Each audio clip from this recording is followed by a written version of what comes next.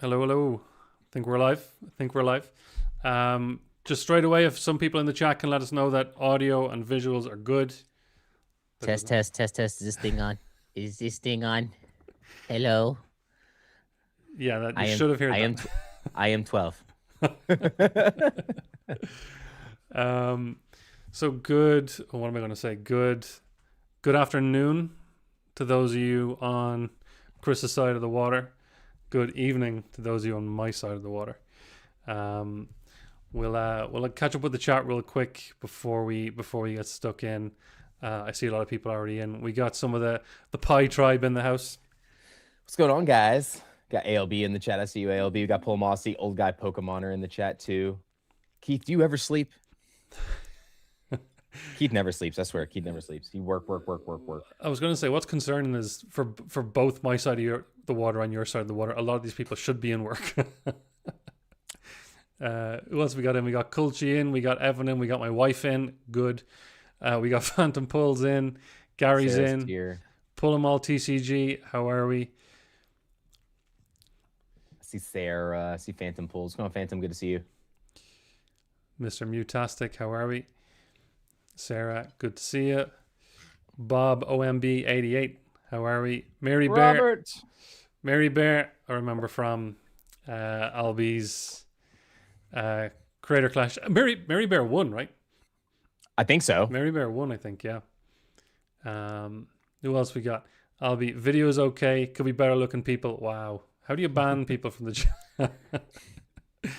My mods have no power. No authority here. They can't do anything. That's right. I have one mod, and it's unlikely she's here. She doesn't show up that often. It's all good. Who else we got in? We got Poke Bran. What's going on, Bran? How are we? We got a few people in. OMG, is that Chris from Card Party hosting duties for the VS stage? Yes. That is the Versus stage is so much fun at Card Party. That was one of my favorite things to do there. I always lose my voice. Day one in Card Party because of the Versus stage. From screaming. well, just talking loud. Like, even though you have a microphone, the room is so loud, you think you have to talk louder, so you naturally talk louder. Right. So after doing like 2 or 3 of the Versus stage things, I have no voice when I'm done, and then I'm effed the rest of the trip. I'm like sitting here with like honey, just like downing honey and like tea and stuff, so to get my voice back. Knowing that you're going live within a day or two. 26 Gonzo. All right, we got a couple of people in here. We'll give it another minute for a couple of people to come in. I know it's a fun time to be jumping in. But yeah, look, I'm happy we could make this time work.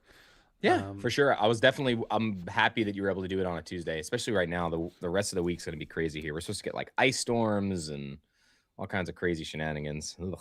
Beautiful. Tuesdays are good for me because I don't work Tuesdays, so that's no problem. It's all good. Strider, thank you for the gifted membership. I appreciate that. Yeah, I do a 4-day work week, so I'm off every Sunday, Monday, Tuesday. So it's perfect for me. Liam, how's it going, man? But yeah, hey, look, we'll get rocking because Chris isn't in a huge hurry, but you are on professor duties for a TCG event later on today, right? Yes, I have to run a Riftbound Nexus night tonight. So we do every Tuesday night at Minted TCG. If you guys are local to Georgia, go check it out. Some of my guys are definitely not local to Georgia. But Poke Bran, I was wondering why your live was so early. Yes. Look, I'm just glad we could make a time work. Chris is busy as it is. Then obviously, other times I'd be working. So it's great to just get this to work. And for people who can't make it, I mean, it's going to be on the channel forever. So we're good. Albie's glad to have us in his ear. He might regret saying that in an hour or two. Cool. Look, we'll get jumping in. Just a heads up, Chris, something I've planned on doing since episode 1 was actually preparing intros for my guests. Here we are, episode 11, and I still have not done that. I still wing it, and usually it works out okay. Evan, thank you for the gift. I appreciate that. Guys, we are here at an unusual time, 5:30 p.m. Irish UK time, some of Europe time. We are 12:30 Eastern. I appreciate everybody jumping in at this time. But again, we could make it work so we could have Chris Py TCG coming onto the pod. Chris, box breaks, card party, guest creator. You're involved in all TCGs. You're a professor. Should I keep going? What else have we? Yeah, I mean, I'm just involved in a lot of different things. I love all trading card games. Obviously, anything gaming, anime related. Like, I usually have my hands in it somewhere. So whether or not it's just like random goofy like plushes, art pieces, or playing games, like I'm involved in everything. And then now I have a new addiction, which is Riftbound. So thank you, Minted TCG, for sending me down that rabbit hole. I appreciate it. Listen, I'm just in Pokemon. I don't know how financially other people can be in other because it's Pokemon tough. kills me. It as is. it is. Pokemon especially kills now, especially now in the hobby. I mean, look at even like, Logan Paul had this whole boom in 2020 with Pokemon. Now look what he's doing. One Piece already before Logan Paul was already kind of getting out of control. But Bandai has so many different card games that they print. They're stretching themselves thin, and so the supply is like it's like, imagine Pokemon supply line 10 times worse, and that's what you got from Bandai for One Piece. That's because they probably didn't expect what has happened over the past while, right? Nope, and they can't adjust as fast as Pokemon can. No, not without being, as in it for as long as Pokemon are, who might be a little more prepared for something like that. Well, it's just because they have too many games too. Like Bandai does like Union Arena and Dragon Ball Super and Fusion World and like all those other games. I'm pretty sure all Bandai too. So they have all these other card games, not just One Piece. And Union Arena is pretty popular now for a lot of areas from what I've been seeing. Well, look, this might lead me into where I'd like to start, which is your start. Back in the day, like we all did, I assume Pokemon was a thing. Were you into other things back when you were younger? Yeah. Yeah. So when I was much younger, I did a lot of just like gaming stuff, right? Gaming, I played Magic when I was really, really young, and I played Pokemon when I was really, really young when it first came out. And I actually played in a lot of big tournaments. And then when I got to high school, I just went to like just gaming and playing baseball. I played baseball 1 year in college, and then in 2016, 2017, I kind of got back into collecting and playing card games and board games again. And when I started my channel, I actually started out playing Smash. So like I was playing competitive Smash. I was playing in competitive like Call of Duty tournaments via like LAN streams through my friend's stuff. So I didn't do that on my channel. And then I got into playing Magic a lot. So Arena had just come out, for those of you that are Magic players. It's an online client for Magic the Gathering. And I was playing like the high level competitive tournaments on there to try to qualify for regional events and qualify for Pro Tour. And that's kind of where my channel kind of just started. And then in late 2018, early 2019, I kind of started just ripping Pokemon again for fun. And I was like, I guess I should just start doing videos on this too. And it's cringe. If you ever go back and watch my old stuff, some of the old stuff's still on there. You'll be like, oh, it's so bad. I didn't know what to do with my hands. I didn't know what to do with my face. I was just like, and the quality is just awful. I started out as a gamer, but I still had a passion for TCGs. I still played a lot of card games. Like even back then, I was still playing Magic. I was playing Pokemon and collecting Pokemon from time to time. And I played a ton of those like deck building board games. Like we played like Catan, any version of Catan that was out. So like Scythe, like all these crazy board games. So still been doing that for years and years. That's not changed. Is Pokemon your number one? Right now, yes. So Pokemon's still my number one, especially for my shop. So I run an online store. I also work with a lot of local stores too, because I'm a professor. So I help sign them up for their local play, like this, to be an organized play store. I'll help them run some events, but then obviously I can't run every event everywhere. So anybody that's a professor, like if they're in that area, I'm like, this is an event that's super easy to run. Just, do this and help the store out, and they'll become that professor there. But yeah, and also for those of you that don't know the way distro works, Pokemon, you don't need to have a brick and mortar. Now for distributors to take you do. Yeah. But back then when I got in, like in 2018, when I started getting distributors, you didn't need to have a brick and mortar. You just had to have some form of sale, a reseller's license, like a sales tax certificate, reseller's license, and then you needed approval from an actual distributor. Like the distro had to approve you to sell Pokemon items, and that's what you needed to do. Nowadays, though, those distributors usually don't take anybody that's not a local Play Store, just because of how limited the product is. Yeah, but that's kind of what led into it. And so, just to even jump back to when you were younger, like, you know, back when we were kids, was it the anime, the cards, the tops, the games? What started it? What started it? For Pokemon, it was for Pokemon. For me, it was definitely the card game. So like, I played the card game before I watched the show. I played the card game base set. Like I remember vividly, like opening blisters of base set and base set first edition on the playground, like where I played baseball. Like our parents would bring us there. We'd get ready for the next game. We had like a half an hour. And I remember us just ripping open blister packs, pulling like crazy cards and just jamming them in our pockets or putting them in sandwich bags, right? And then I played the game then too. So I had decks built and the decks were just in sandwich bags also. I never sleeved cards when I was a kid. Bad minder behavior, right?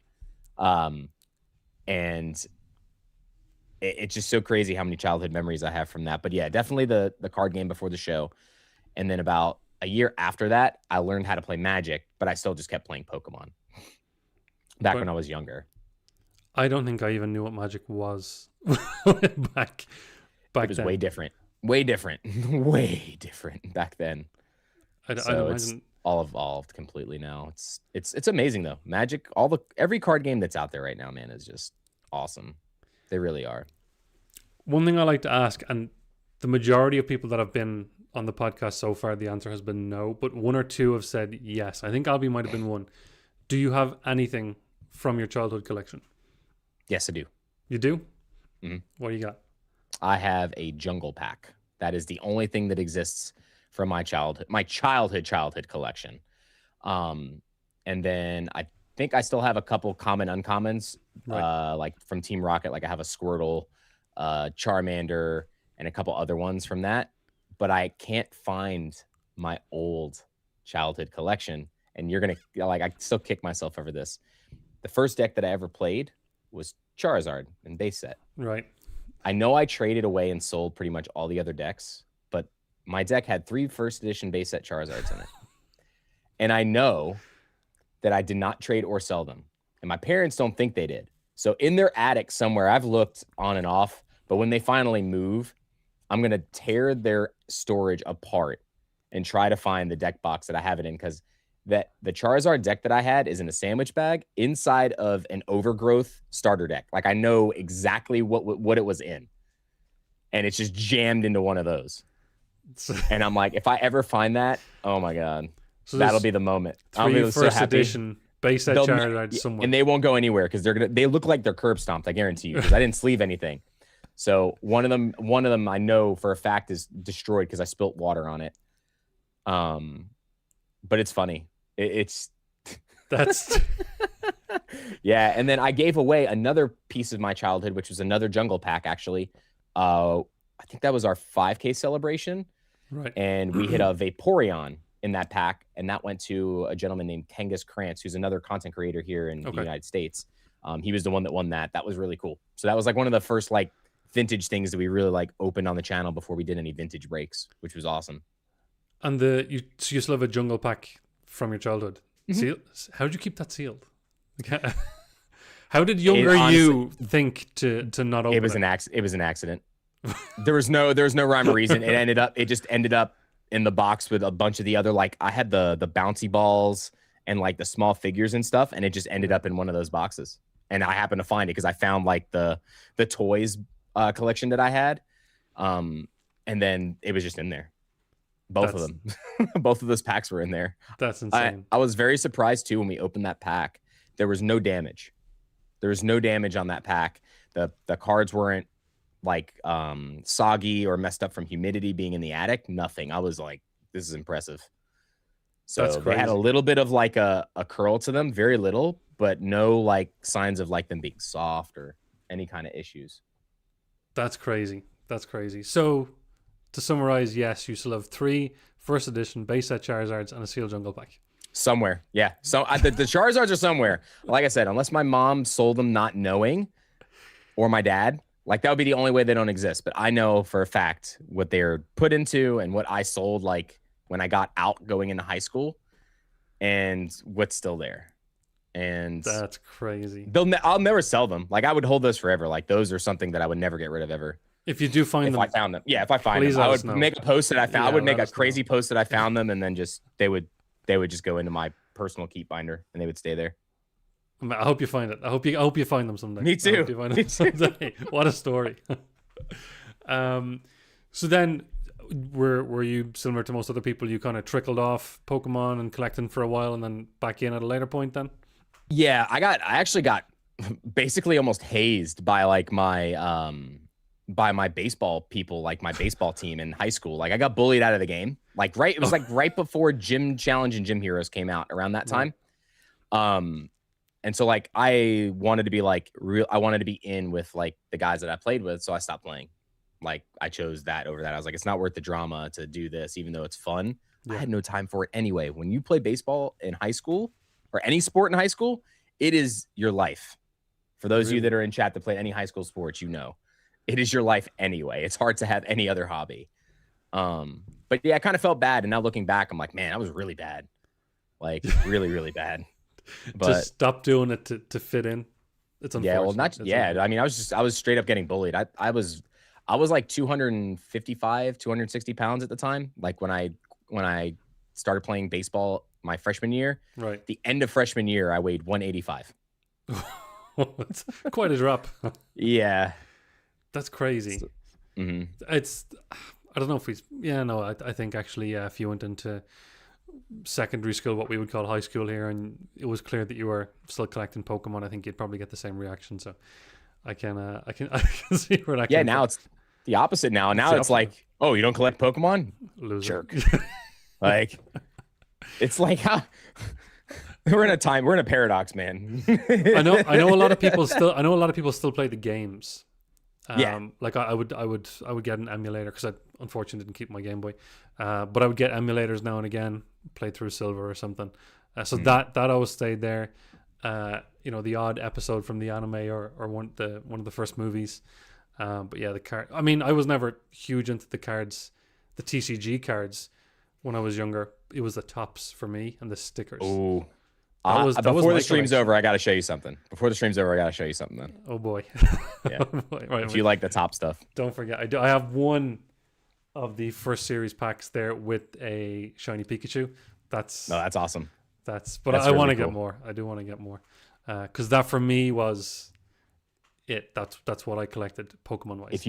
If you like that kind of stuff, a friend of mine, AJ, you need to follow him on Instagram. His name is Grim Horizon TV. Let me write that down right now. He is huge with tops. Huge. Like I think he has now every Mewtwo card. I think he finally finished. I think. Jeez.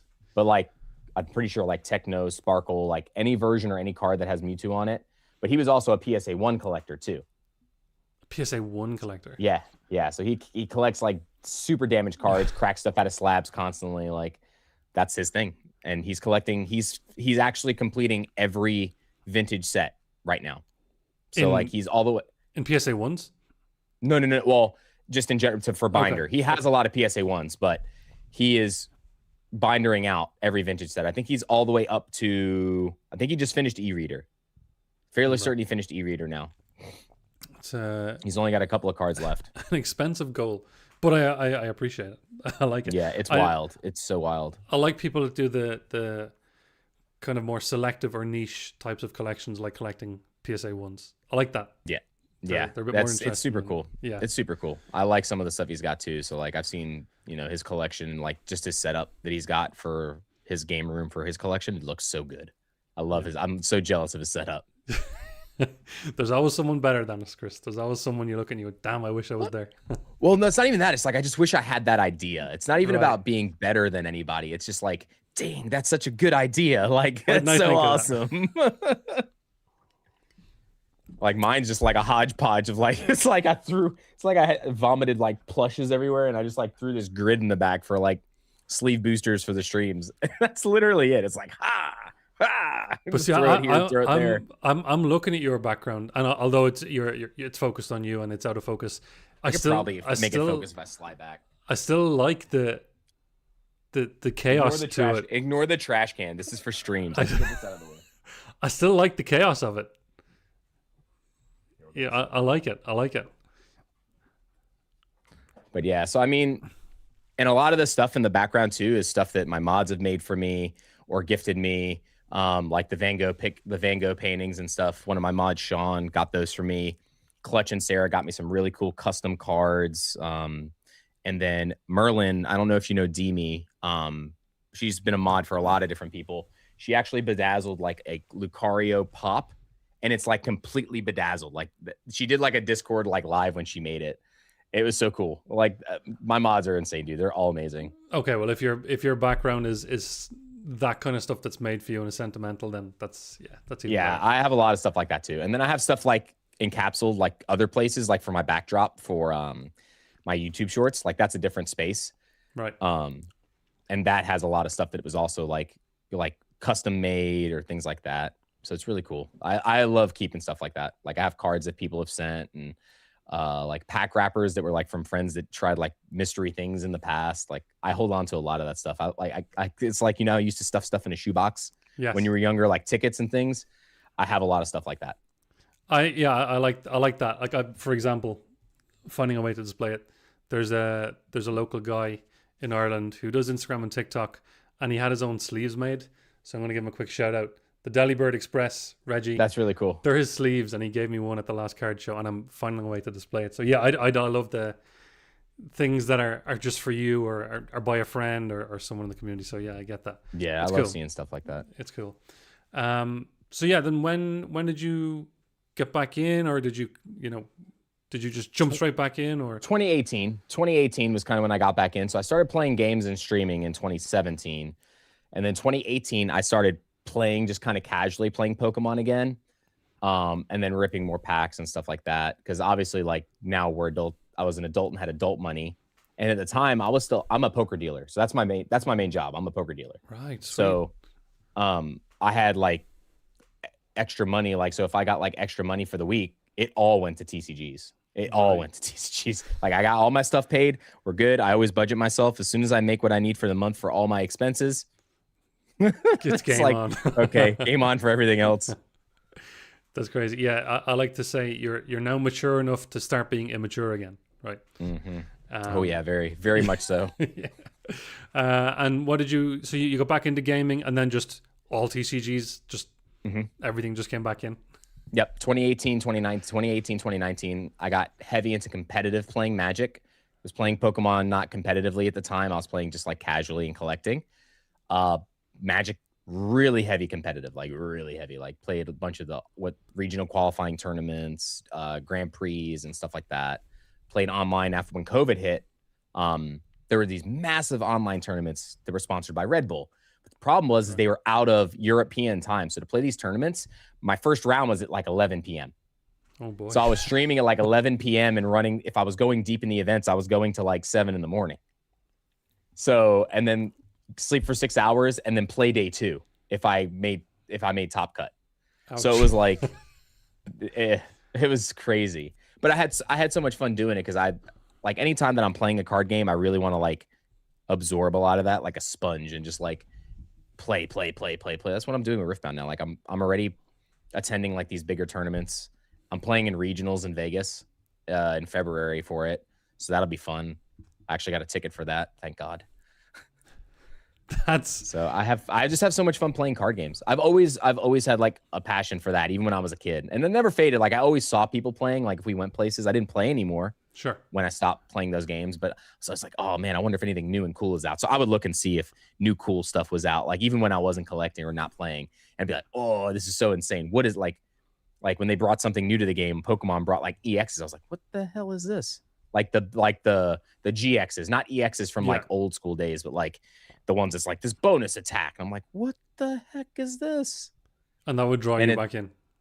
Yeah, and just like I'll go down a rabbit hole, look a little bit, but never really got back in. But 2018 was really when I went full steam, and then 2020 was when I created my LLC for the store. Did you have the store before the channel? No. Channel was first, because that wasn't even a thought. It wasn't even a thought about collecting yet. Right. And then one of my friends suggested, he goes, hey, you should get an LLC and just get a distro license. And then this way, if you decide to sell the stuff, you can sell it, or you can just open it. I was like, okay. So I did it. And that's literally how that started. I did not anticipate when I started my channel. If you go back old openings, it's just me opening stuff for myself.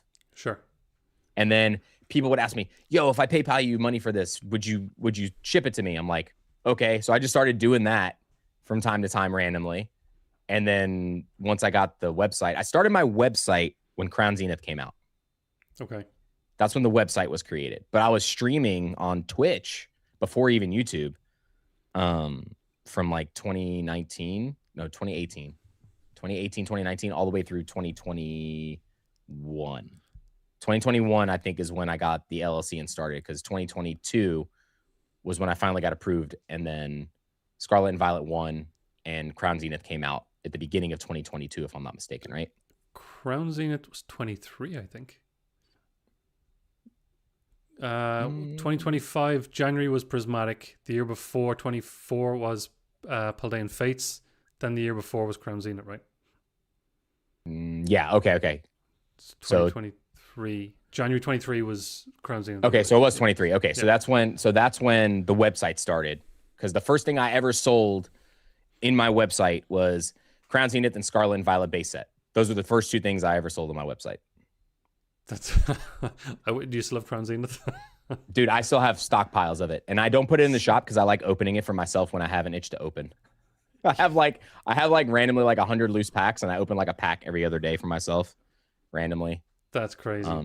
I need to find more though. People love opening it. I need to find someone that just has a lot that was willing to do a good deal on. But I only buy from trusted sellers, people that I really, really, really trust. Fair. That's fair. So then the YouTube channel, you said you started off with gaming first. Mm-hmm. Was that on a different channel? Nope. That was a mistake. Because I was just going to ask. I did go Chris Py. I did go oldest. And I'm pretty sure there's like second or third video was like a dub wall box. Did you remove the gaming videos? I privated them because I didn't know if it changed the algorithm. What's funny is until recently, actually it's still yeah. I think my best performing long form video, which is funny, is a review of this headset. It did like 90,000 views over the course of 3 years, but I pulled it because this headset doesn't get made anymore and the affiliate stuff for it doesn't work. Okay. And I don't know if it affected anything. And then I also got rid of a lot of like my box opening magic videos, the older ones of like less popular sets. I think I still have some of them up. Trying to think, but old stuff, there is some gaming stuff. So if you go back for live streams, you can probably find my old live streams when I was still playing games or Anthem. I played Anthem a lot on Xbox. Right. There's a lot of old stuff on there. I wonder what's still on there. I flipped your normal videos, but I didn't flip the lives. I never thought of flipping your lives. I'm think it's still on there. I'm curious. You got me curious now. You got me curious what's still on here. But yeah, it was like, and what's funny is I didn't have a video that went crazy until like even shorts, right? Yeah. Until this year. This year was the first time I ever had a video like hit 1 million views as a short. Like, but no long form video that's ever done that. Right. But I have multiple shorts that are kind of at that cusp now, which is cool to see. But let me see. I'm curious now. You got me real curious about what is on here. I'm going down the rabbit hole for lives. I wonder if it'll let me just like go all the way to the last page. It says I have 310 total lives. Good 310 lives. I've done 310 lives. How far back does this go? Some of them are probably so old. Oh my god. I remember looking back at some of my old ones and I'm like, oh boy, that's pretty bad. You know what though? I've had what's wild is a lot of people that are in the chat, like Keith, they came around when I started the shop online, because the big stream that I did that kind of like pulled a lot of people into the channel was Crown Zenith. I did a 13-hour 1,500 pack opening of Crown Zenith, and it was just all for myself, and I did giveaways like here and there. And I just opened 1,500 packs of Crown Zenith for myself because I was like, I love this set. I'm opening a ton of it. I traded away. I didn't spend a dime on it either. I literally traded away a bunch of high-end Magic stuff that I had at the time that was really elevated in price, and got all Crown Zenith. I think I ended up with 25 cases of Crown Zenith ETBs. And or you something ripped like that. the whole thing. And I ripped through almost all of it. I still have like 10 cases left in storage. Did you master set it? Not ripping. We're missing one card after 1,500 packs. A textured fighting energy was the only card we didn't pull. You're kidding me. Nope. Nope. And then I pulled it the next day at a store, randomly. Yeah, I'm gonna go back and watch that. Yeah. Okay. So my first, actually no. So so all my gaming ones, I guess I did pull off of here too. They're privated, but they're still on here. But there's a bunch of Anthem, and there's a couple of Smash on here still, but those are older. Those are just not public anymore. They're just private. The first live one that's still on here is Champion's Path. And I wasn't even selling it. I was just ripping it for myself, chasing Charizards. That's all I was doing. Why don't you do the gaming anymore? Don't have time.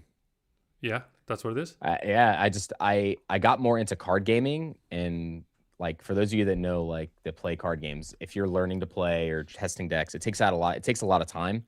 And then now for the shop, like I'm constantly online trying to look up deals, trying to find product, and then I run events too now.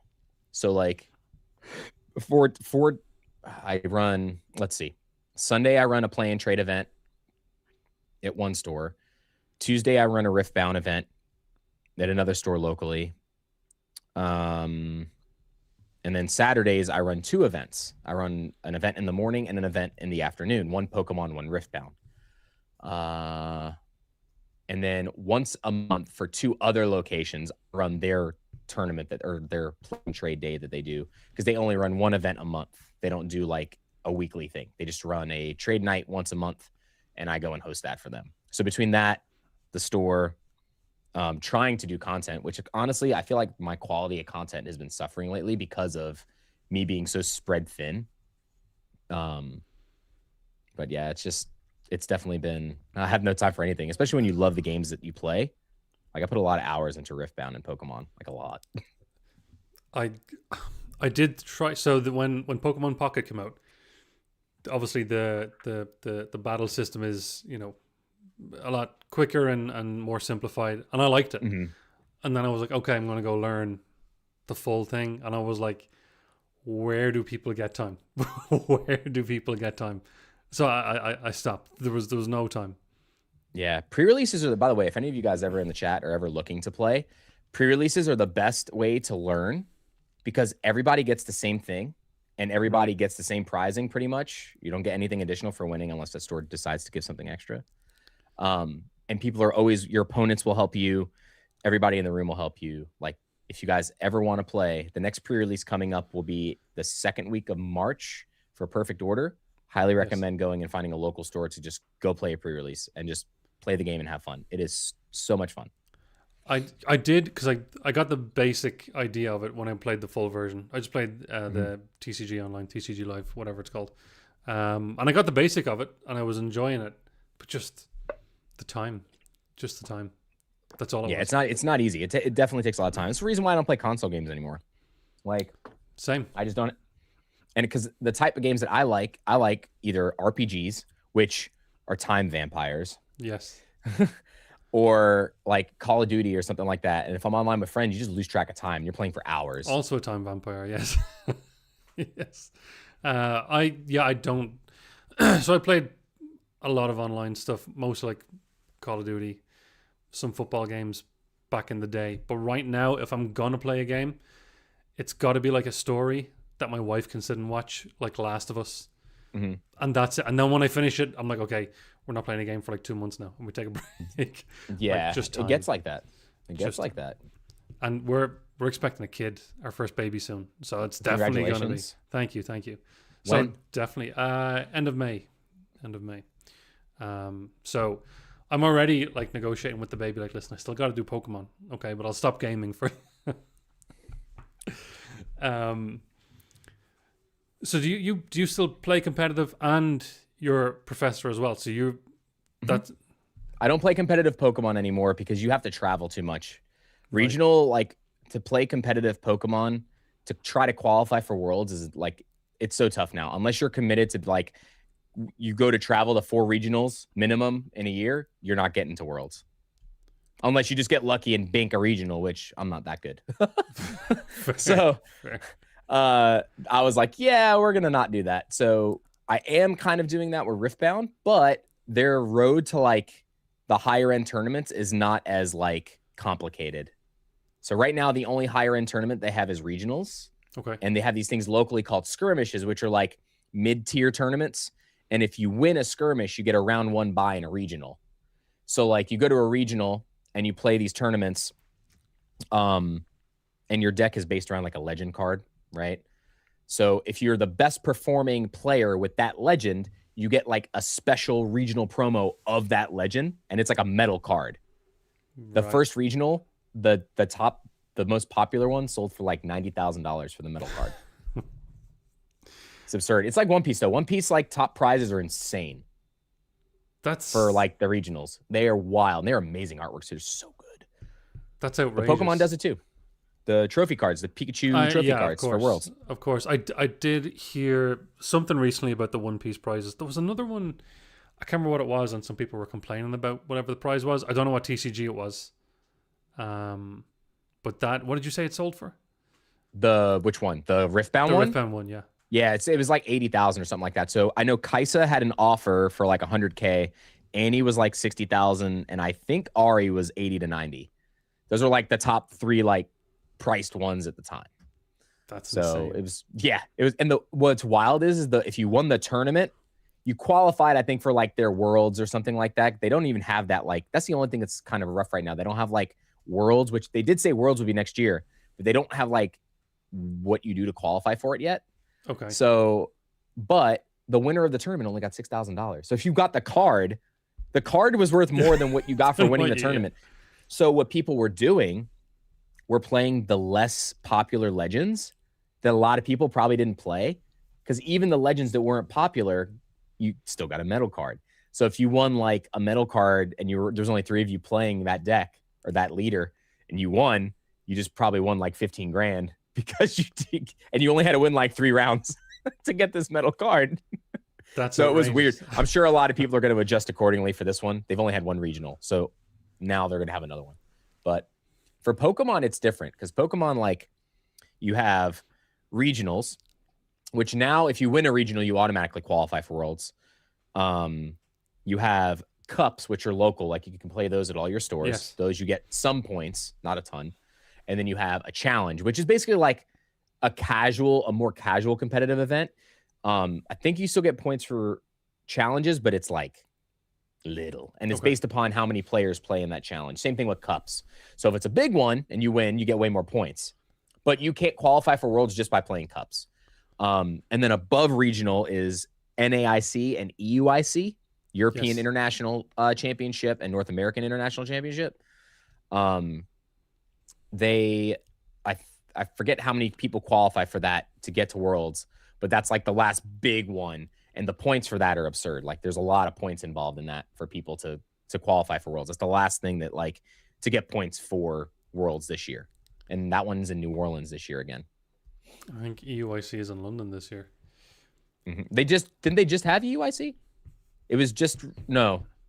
That was Toronto was the regional. It wasn't EUIC. Toronto was the recent tournament. Just while you're speaking of Riftbound, I'm going to take a quick question there from Phantom Pulls. You might be able to answer. What would be the top 3 most popular TCGs to play and collect? Will any new TCG get the same hype as Pokemon and One Piece like Riftbound?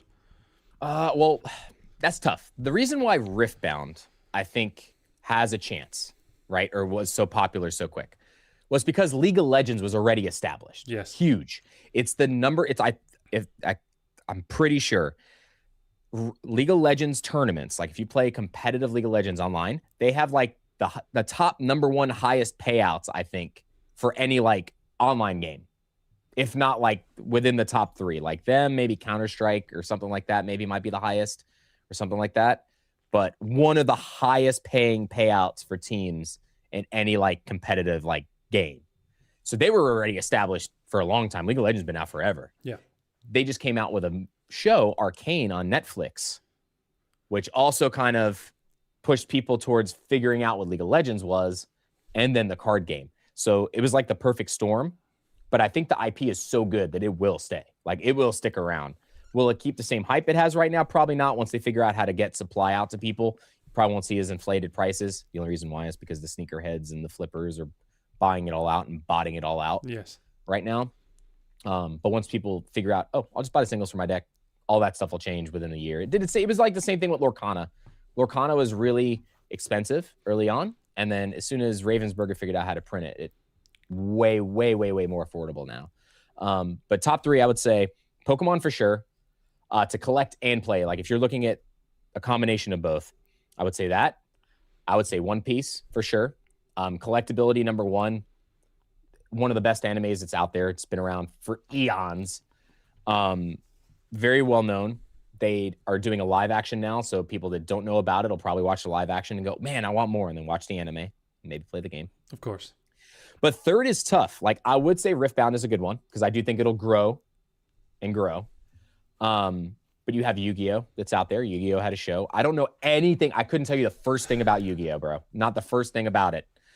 But it's been around a very long time. They're also about to print a new set that's about to have full arts for the first time and serialized cards. Yes. Which to me, them introducing serialized cards means their card game was dying.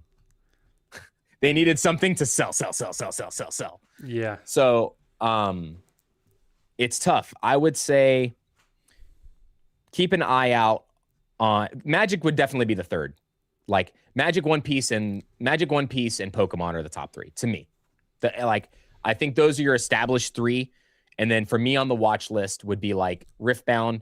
Lorcana could potentially do something down the line too, just because Disney's a great IP and so many people are just huge Disney fans. But outside of that, I really don't.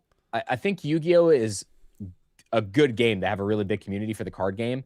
But in terms of like collector and playability, plus what the players get rewarded with, I feel like the reward for playing Magic, One Piece, and Pokemon are the best 3 like most rewarding things if you're like a good player to incentivize you to play the game. One Piece right now is the number 1 because their trophy cards and the cards you get for going deep in regionals, insane. And the artwork's so good on them. Oh my god, they're so good. I will say, and I'm so zoned in on Pokemon that I don't know a whole lot about the other one. I know a bit about Yu-Gi-Oh! Because I was into Yu-Gi-Oh! When I was a kid. But the One Piece artwork looks unbelievable. Even on just like common cards. Oh yeah. Like it is. It's unbelievable. It's really good. Unbelievable. It's really good. Like, dude, Pokemon, when they hit Scarlet and like Crown Zenith, that era from then till now, people didn't realize how much they were spoiling us with Scarlet and Violet. So many people hated on Scarlet and Violet. It's the end of Pokemon. It's the end of Pokemon. Oh my god. I'm like, are you all high? Look at these cards. I was like, these look so good. It's like, you guys are smoking the good stuff. Yeah, I mean, as you said, they started bringing in these, and like even when Scarlet Violet base hit, and you had like the Gardevoir, the illustration with the evolution line, like things like that was just crazy. Yeah, like, this is wonderful. It's beautiful, and I like art too. So like, you know, like there's just so many reasons for different people in other niches to want Pokemon stuff, and not just to play the game. They like artists, they like artwork, they like pieces. There's people buying proofs, like the original like art drawn proofs of artworks, and framing those and getting those put up. Like there's a couple that I really wanted. I really wanted some of the Igawa like proofs from Crown Zenith, but those things were the gold cards. Yeah, a lot of people actually don't even know Akira Igawa did the gold cards. Really? Yeah, a lot of people like. She's amazing. She's like one of the best artists out there. She's so good. It's the same artist that did the Paldean Fates Charizard, hit the Obsidian Flames Charizard, like, and then now they did the Mega Halucha. Mega Halucha looks so good. The SIR, it does. So I'm not a fan of Halucha, but it's a sick card. Oh my god, it's a sick card. It looks so good. Something you actually mentioned there about people can come into Pokemon at so many different, just Pokemon in general as a collection. Do you think it's the same with One Piece, with Dragon Ball, Yu-Gi-Oh, Riftbound? Do they have other With- things outside the TCG that collectors want to? I think for sure Dragon Ball. To me, Dragon Ball, I feel like more people collect for the artwork and not for the game anymore. To me, Dragon Ball is dead. Dragon Ball Super has died. They created Fusion World, which was a dumbed down version of the game, and muddied the water. And they're still printing Masters and Fusion World, the two completely different games. But the artwork on the God Rares, dude, oh my lord, beautiful. And that was one of the first animes I ever watched when I was a kid. It was like that, Ronin Warriors, and like a couple others, and Gundam. But those are amazing, amazing.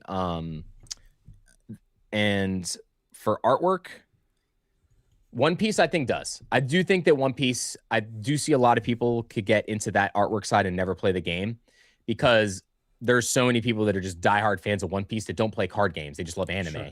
And they're just diehard One Piece fans. They're like, oh my God, I love Zoro. I have to have every Zoro card because they look amazing. Like the SPs, the manga, you know, just the alternate art cards. They look so good. They really do. Like One Piece is legit, man. Like I started playing when OP4 came out. Okay. And I stopped after OP8 because locally I couldn't play anywhere. Like the nights I streamed were the only nights the stores were running, and I didn't want to change my stream nights. So I kept like trophy cards and a couple other things in my collection, but I sold off my decks to people that wanted to play the game. And I still just collect like singles here and there. I'll open up some stuff if I find it at retail, but I can't get it from distro because I'm not a brick and mortar store. Okay. So unless I get a good pre-order somewhere, I never open any of it. Pretty much, if I ever get anything for a good price, I put it in the shop for my patrons to be able to get a good price on it. Like, Japanese was really inexpensive for a little while for One Piece. Now it's also inflated, unfortunately. You used to be able to get boxes so cheap for like 40, 50 bucks. And then now even that's inflated, like Pokemon. Well, because it's the next best thing they can get with English being so unavailable. I'm going to ask you a question. I think I know the answer. Collecting or playing?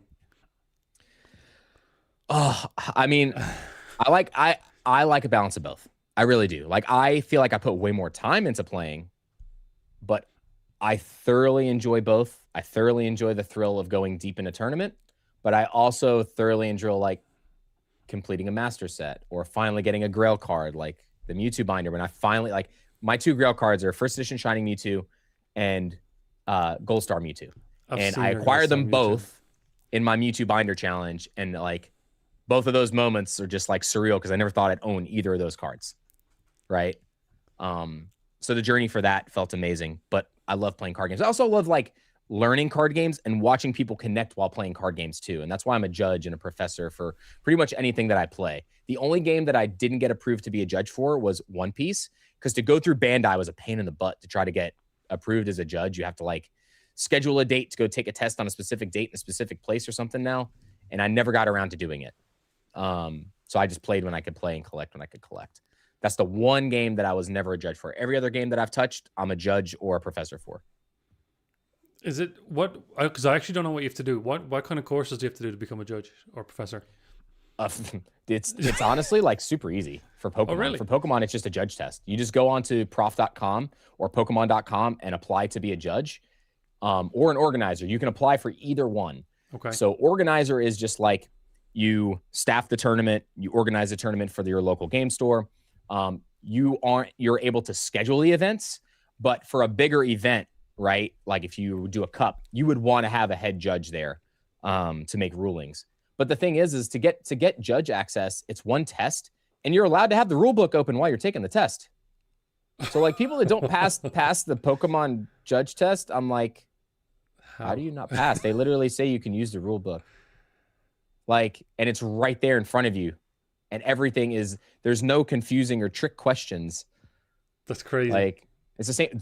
Riftbound was actually the hardest one that I took because the rulings are a little complicated the way they're worded. Okay. Riftbound, I passed on the first try, but even if you have the rule book open, you have to like know order of operations properly. And some of the cards, the way the triggers work is kind of confusing.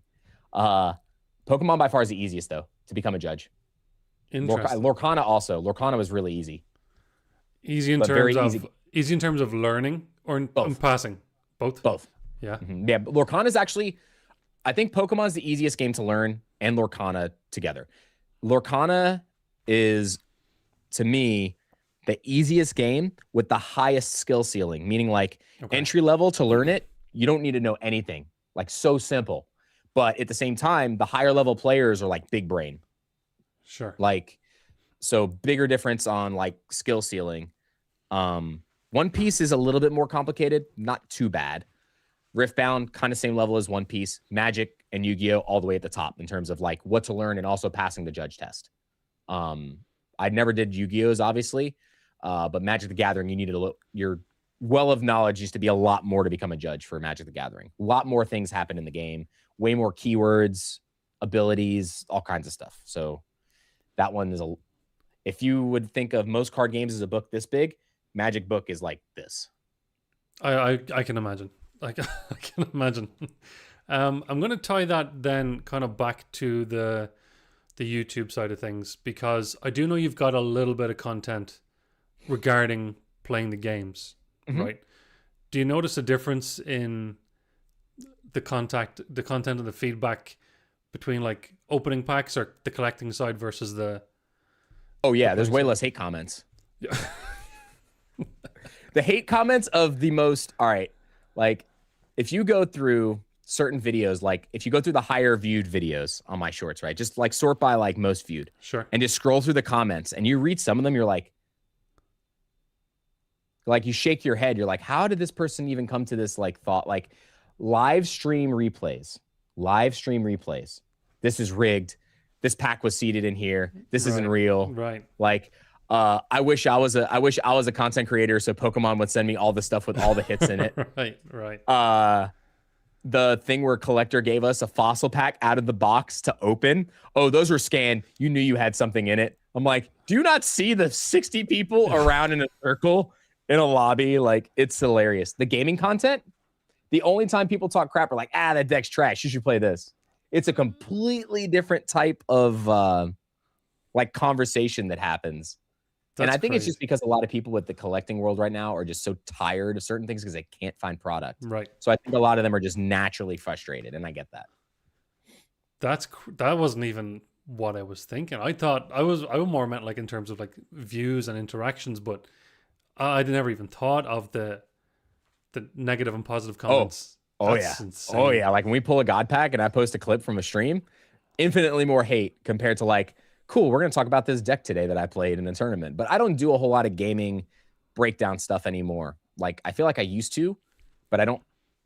I feel like I get so wrapped up in playing the games, I don't remember to do content while I'm doing them. But at the same time, I do feel like it's more niche and it doesn't have like the driving like movement, of course, as like a highlight from pulling like a manga or a God pack or an SIR or a Black Zekrom, right? A highlight from that and pulling that, or funny meme content for Pokemon, right? Or anything like that, I think has infinitely more possibility to catch the algorithm and run compared to just like talking about gameplay in a deck. Unless your specific thing is like the most popular deck, you won a very specific prize, and a lot of people are searching to see what it looks like. Okay, that makes sense. So it happened when I did like a pre-release video for Phantasmal. One of those videos did really, really well. But it was just because at the time everybody was like, Phantasmal Flames Charizard was like the #1 search thing on YouTube that week. So it happened to just run along because it was Phantasmal Charizard that somebody pulled in the video. It was a gold Charizard that somebody pulled from the pre-release play. But I do think that it depends on your niche too. So if like you already do videos about gameplay and that's what YouTube is feeding for you, it's going to run more than if you do an opening video and open something crazy, because YouTube's already like feeding that other stuff for you versus the one thing. So I think that's very unique to the person's account too, where popularity and virality, I guess, or whatever, it makes a difference. But I'm pretty sure it breaks down more to like what your channel concentrates on more than the other, if that's what you do. If you're all over the place like Alex Ketchum, though, you can literally post anything and it's going to do well, because he posts gameplay, he posts openings, he posts new products for every TCG, Weiss, you name it, and he's been doing that forever. Right. So his background is literally like every TCG. So he's every TCG. YouTube's going to view him as this is a TCG channel, whereas for you, it's going to be more of this is like a pack opening channel with or just Pokemon, or Pokemon. predominantly. Yeah. Right. So I feel like that's how it feels on my end. But I mean, I could be 100% wrong with that too. Like, I have no knowledge. Like, I feel like I have zero knowledge when it comes to that well, because I feel like, oh man, it's going to be great. And I'm like, you're preaching to the choir. And obviously I'm, relatively small, but I'll post something and I think this is going to do well. And then it's just a fart noise. And then that's it. So like, it's funny. I had the same situation with, so you guys see the episodes for Plinko that we do, right? We do like where we drop it down the board and figure out what pack we open. Yes. Every single episode that I've done with a high dollar pack, I'm not kidding. Phantom Forces, vintage packs, XY packs, EX era packs. Every single one of those, when I've done them, I do them like once a month. 10 of 10. Every time. They're never good. Ever. It's always the new stuff, because people are typing in the new stuff. Unless you get lucky on one of those old packs and pull the Dialga out of Phantom Forces, and that's like your thumbnail. Yes. It's like, I do it specifically because it's part of what I do, and it's a business expense, but those videos always perform the absolute worst every single time for me. And it's hilarious. It's like clockwork. I'm like, oh, here we go. Here's how to turn 200 into nothing and nothing. And it's there forever. I can relate, because I find if I'm opening up a new product, whatever new collection box comes out, UPC, whatever it is, if I can get it open on release day or the day after, it does well. If I open the same product 2-3 days later, I'll be lucky to get even half the views. Yeah, and you run into some issues too where you never want to open anything too early, because then it's like breaking TOS, right? So like the guy that opened up Ascended Heroes. Yes. By the way, if you guys see anybody opening up Ascended Heroes this week on Whatnot, report them. Sorry, I'm petty. You're good. You're good. Whenever those people are breaking street date like that, right? It's one thing to post a video, like if you get it early and you post like within a week of release. So like Sunday, like starting next Sunday, I would say people posting videos, there's no issue with that, because they're not selling it. They're literally just opening the product. It's the people that are selling it and breaking street date and affecting the market negatively that the problem is. But we're pertaining to YouTube for the algorithm, it's also helping you out because there's literally nobody else out there to post them. Of course. And what's funny, you should say that, I forgot what set it was. The person I mentioned earlier, Grim Horizon TV. Yeah. Me and him both got a box we were like on pre-release day, like the first day of pre-release. I used to get a pre-release kit gifted to me every single set from a store in North Carolina. They would literally, it was a write-off for them, and they gifted it to us to give out to the community every single set. So I would do build and battle kits for giveaways the week of release. And then I would do a booster box video and then give away something in the booster box video. We don't do that anymore because they've cut the amount of pre-release kits, so the store can't afford to give us anything anymore, which is fine. Right. But those videos were insane. Like, I think me and Grim did, I can't remember if it was Surging Sparks. It was like Surging Sparks, Stellar Crown, or Temporal Forces. It was like one of those sets. And we both opened on the same day. And I remember Possum Bud doing a video on AJ specifically talking about he got the video or got it early, but it was because in the video, AJ said that he purchased it from the store, which is a no-no. Okay. Right? Yes. So that was where that whole thing kind of got blown out of proportion, but I'm kind of getting off track here. But pertaining to the YouTube algorithm, those videos do well because A, they're the first ones out there, but also B, the drama channels most of the time do a video, oh, this person's opening early, oh, they stole it. And then everybody goes and watches the original video, so they get pushed to the original video, whether they're there to hate watch it or watch it normally. They're those videos, views they're getting views. Yeah. So you'd be surprised how many people hate watch everything on YouTube.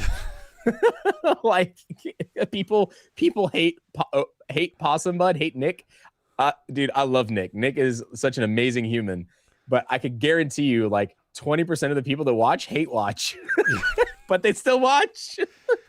It's crazy. It's crazy that's the case. It's crazy that a lot of views aren't views necessarily out of interest or, you intend to enjoy it, that the views could have a negative. Yeah. Correct, but there's still natural views. There is just way less competition, and that's the reason why. So if the algorithm only has one video to push with that search, you're going to be at the top every time.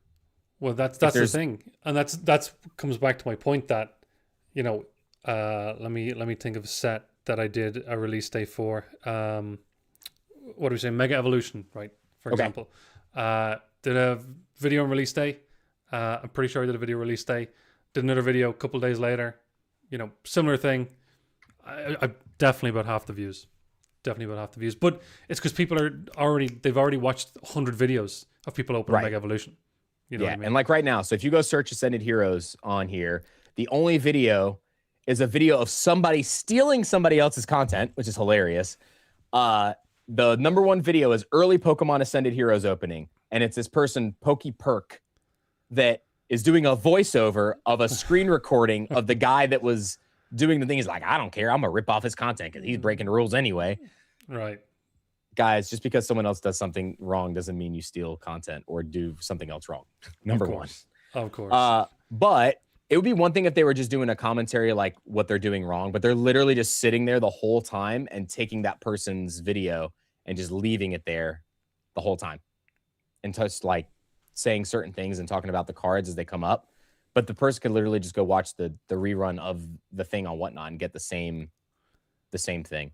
So, but he's the only person up with an Ascended Heroes video opening. Like there's one video in France, like there's a couple in France that opened up some tech stickers and 2-pack blisters I watched this morning.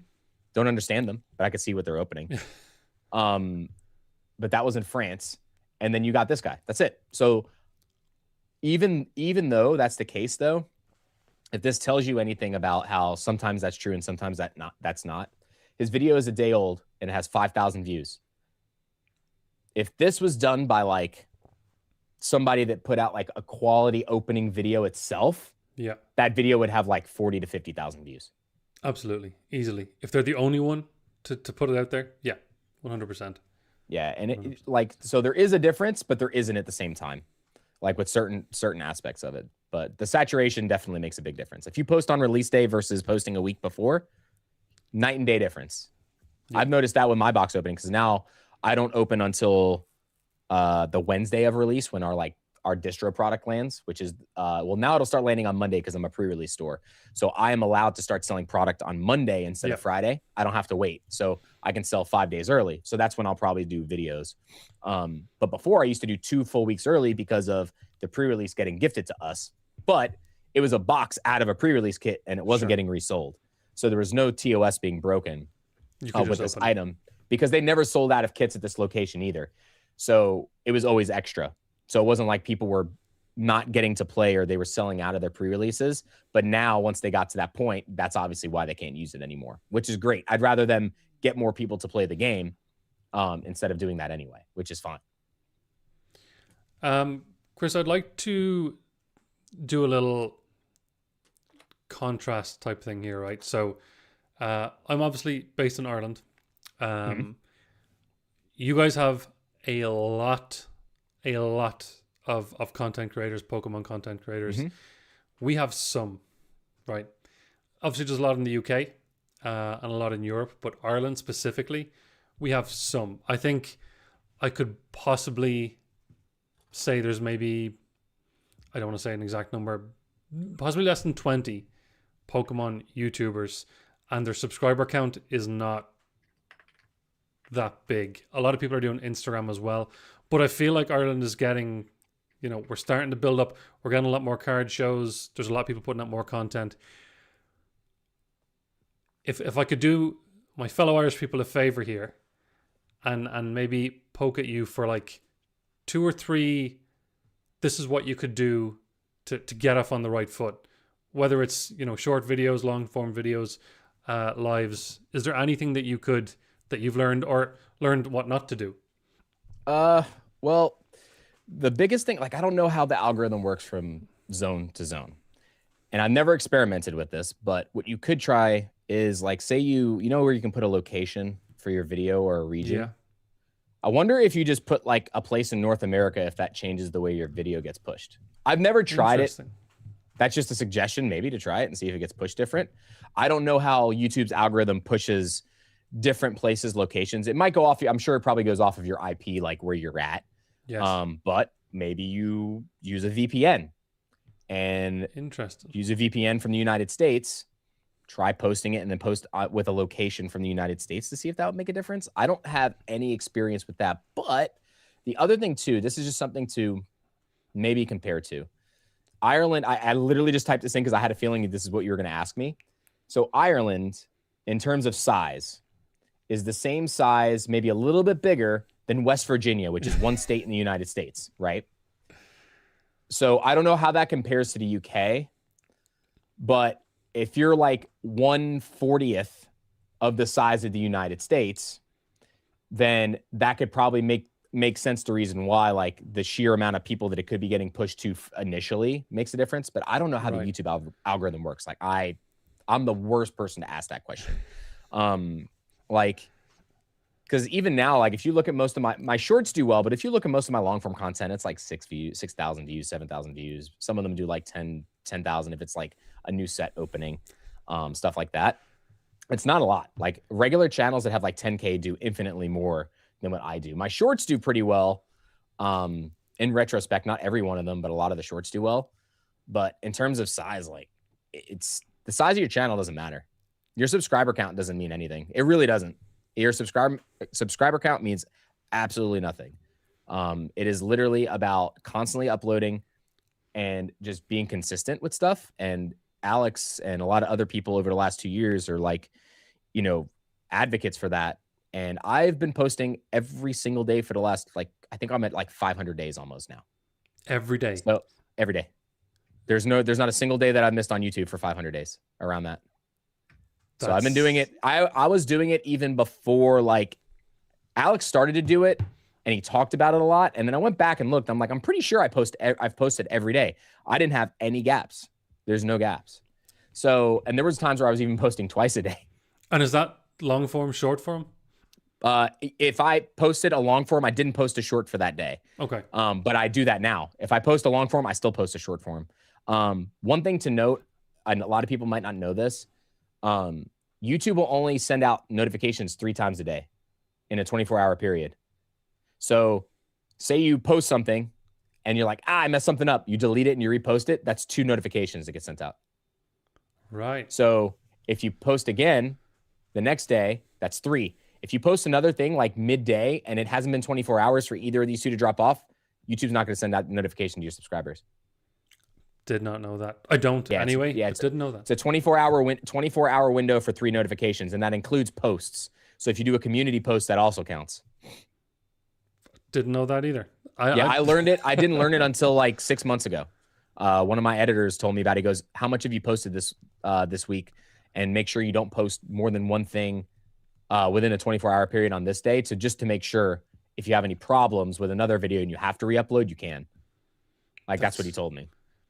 So if you're doing 1 long form and 1 short per day per 24-hour period, you should be fine then. The notification should be sent out. I had no idea. People still have issues with notifications anyway, which I think is just YouTube being YouTube. But 3 is the max for a 24-hour period, according to multiple sources that I've talked to on that from YouTube. Now, your Discord is one thing. Your Discord will send out the notification until they're blue in the face. But the YouTube itself will only send the push notification out to subscribers 3 times within a 24-hour period. Okay, yeah, crazy. I didn't know that. That's good to know, though. I don't think I ever have posted. Maybe I've done 1 long form and 2 shorts, possibly. But that's good to know. Yes. Good to know. Yeah, so if your long form was posted at 10 a.m. and then you did 2 shorts later that day, and you post long form again at like 9 a.m., then that long form video is not going to get a push notification sent out. So the idea of potentially spamming to get views isn't going to be as successful as you might hope. Correct. There are people that still do 2 shorts a day. They don't really do a lot of long form. They do 2 shorts a day. That's still very successful. I've seen people have a lot of success from that. Just to kind of get stuff out there and just see if something hits the algorithm and goes. Yeah. But I'm telling you, man, the videos that do well are always the videos that you just blah, blah, blah, blah, blah, blah, blah, and throw it up there. And those are the videos that tend to do well for some reason. Yeah. I just, for me, it's always that way for me. I just caught in the corner of my eye, Albie put in that he posted amazing content that got 200 views. and then just some decent okay that gets 1 to 2,000. Like, Yep. do we really understand the algorithm? Like, really? I don't think anybody in our niche does. I think the only people that do are people that edit for the bigger people. Like, I feel like those Right. people have social media like managers that do all their stuff for them for the most part. Sure. Like, or a team. Like, for instance, like Pat has a massive team. Their team's amazing. Like Dan, and you got Ian and Gonzo that do camera stuff for him. You have his guy Jay, who actually lives here near me in Atlanta. He's one of the remote people for Deep Pocket Monsters. And then you got Chris, who also works for him, and a couple other people like scattered. But they're a big production team. And you have people that help work on thumbnails, and you have people that help work on different types of editing. And then you also have people that are like, okay, we want to make sure that the title's right, the description's right, when we're posting is right, all the social media stuff's done properly. Like, they're a well-oiled machine. And I feel like that they're set up for success because they've had like this perfect, like, we're not perfect. Like, they could always improve it, even though they do really well. There's always something where they can make an adjustment, but that team knows how to do it like so fast. They're so good at it, you know? But also, like, if like you're somebody that fumbles with words really easily, or if, I know it sounds terrible, but if you don't have like a voice that's easy to listen to, a lot of times you're not going to hold the retention, whether or not your stuff is pertinent, like popular, like in the time, or oh my gosh, I'm trying to think of the word, but like, so engaging. It's not as whether or not your content itself is engaging. If your voice isn't easy to listen to, that can get rid of people. And that is literally why also your lighting and your sound are so important too, like to a certain point. Because if you have like a reverb noise, like say there's like a in the background, even if it's faint, that could prevent everybody from watching your video more for longer than like the first like 30 seconds to a minute. And do you have, like, when you're, so if you're making long form content versus short form, do you no, I'm not talking about like clipping from your long form. Like, if you're just actually making short form, would you treat them the same way? You know what I mean? Like, no. So you see it as two different creation, like two different, In what sense? You have to be complete. I feel like, and I just don't think that I have the best when it comes to the long form stuff. You have to have a conflict, a story, and a resolution, basically, when it comes to long form. Early on, something needs to happen that it's like, quote unquote, conflict, right? This is what's going to happen in this video. Then you have the build up, and then you have the resolution, right? Yes. And then the story that goes along the way. Pack openings are a little bit different, but at the same time, you still need to have that popping, like, early, like 5 seconds that what you're going to be talking about, and it has to be engaging, right? And then if it's something new, people are going to watch it because it's new and there's not enough of it out there yet. The story content, like vlogging and stuff like that, to get people to stay, you have to have like there has to be some kind of goal or conflict at the beginning and a lot of good buildup all the way to the resolution. Because if you hit the resolution, you still have a bunch of video after that. Why are viewers going to stay, right? Yeah. For short form, your first 3 seconds, I feel like, are the most crucial, which is why the series I did with the 151 packs, you see me dumping the bundles onto the table because people are like, what? Whether they're going to leave a comment right. That's where all the 151 bundles went. Even though I got them literally all from distro and kept them to rip for like the course of a month or two. Between that and then just lighting and sound in shorts, I think make like infinitely bigger difference, or just like viral things happening. Like if something goofy happens in your video where like a dog's walking across the street and like jumps on a skateboard and randomly like opens a booster pack. Like it doesn't matter what kind of quality you have, it's probably going to do well. But it just has to be something that's interesting to keep people there for the entire minute if you're running a minute video. I feel like you have to be way more tactful when you make long form compared to short form. Short form, I think, has infinitely higher chance of being low quality and running versus long form. I think long form, if it's low quality, like bad sound, bad audio, it's not going to do as well as a short form video that could potentially get there if it's just something that's like I got to watch and see what the heck happens. Right, and you can bear with the bad sound or audio or visuals for a couple of seconds, whereas the long form, yeah.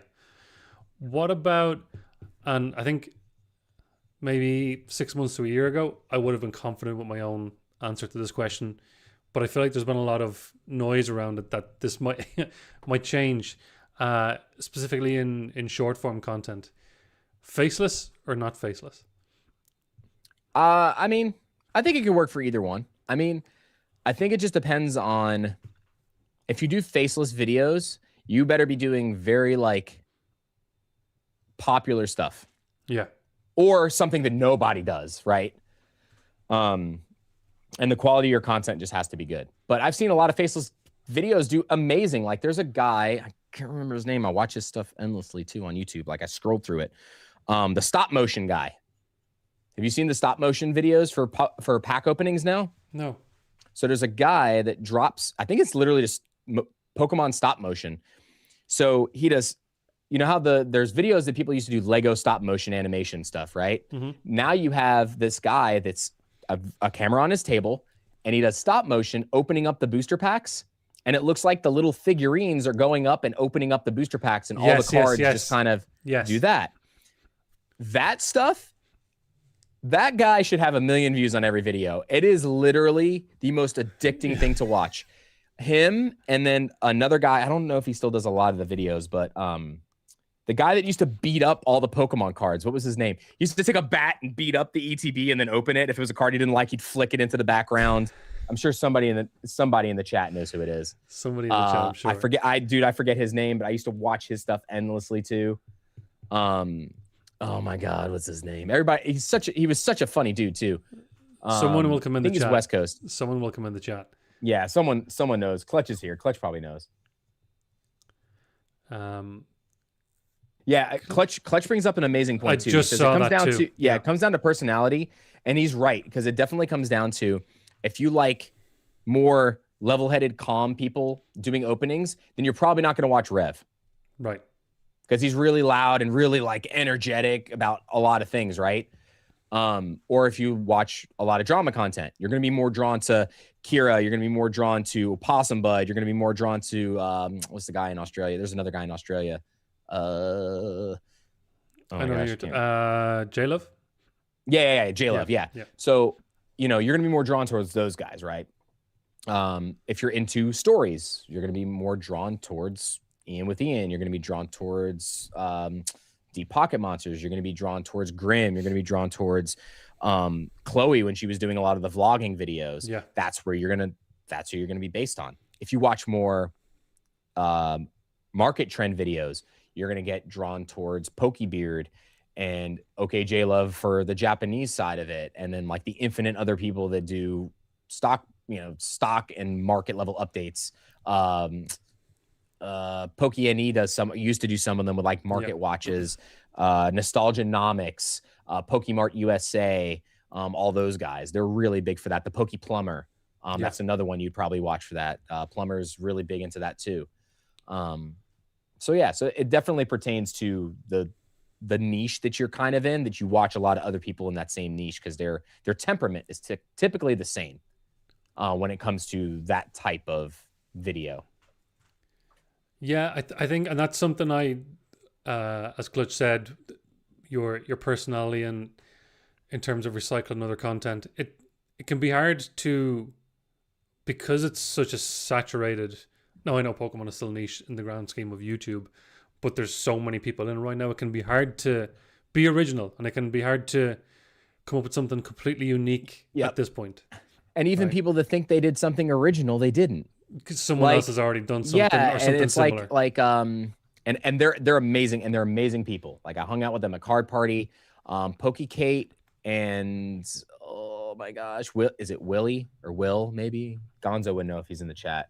The two of them, amazing people. They did the tortilla slap thing. They do when they pack battle each other, right? Yeah. You know how long people have been doing that?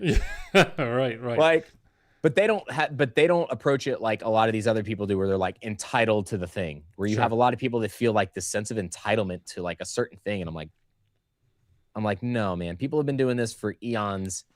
and there's no way that you can say that this is your idea because you got the idea from someone else. Yeah, you're just spinning it. Like, yeah, which is fine. You know, there's nothing. I don't think there's anything wrong with seeing something that someone's doing and then your version of it. You know. Yeah, exactly. Well, perfect example of this actually. So I'm really good friends with Nate and Marie. Okay. I started doing Pokemon Plinko. I was on like episode 30 or something. Yeah. Nate bought the Plinko board and did 2 episodes, and then he stopped doing them. And I saw him at Car Park. I was like, bro, why'd you stop doing them? It would have been so cool to do like a battle where we both do it.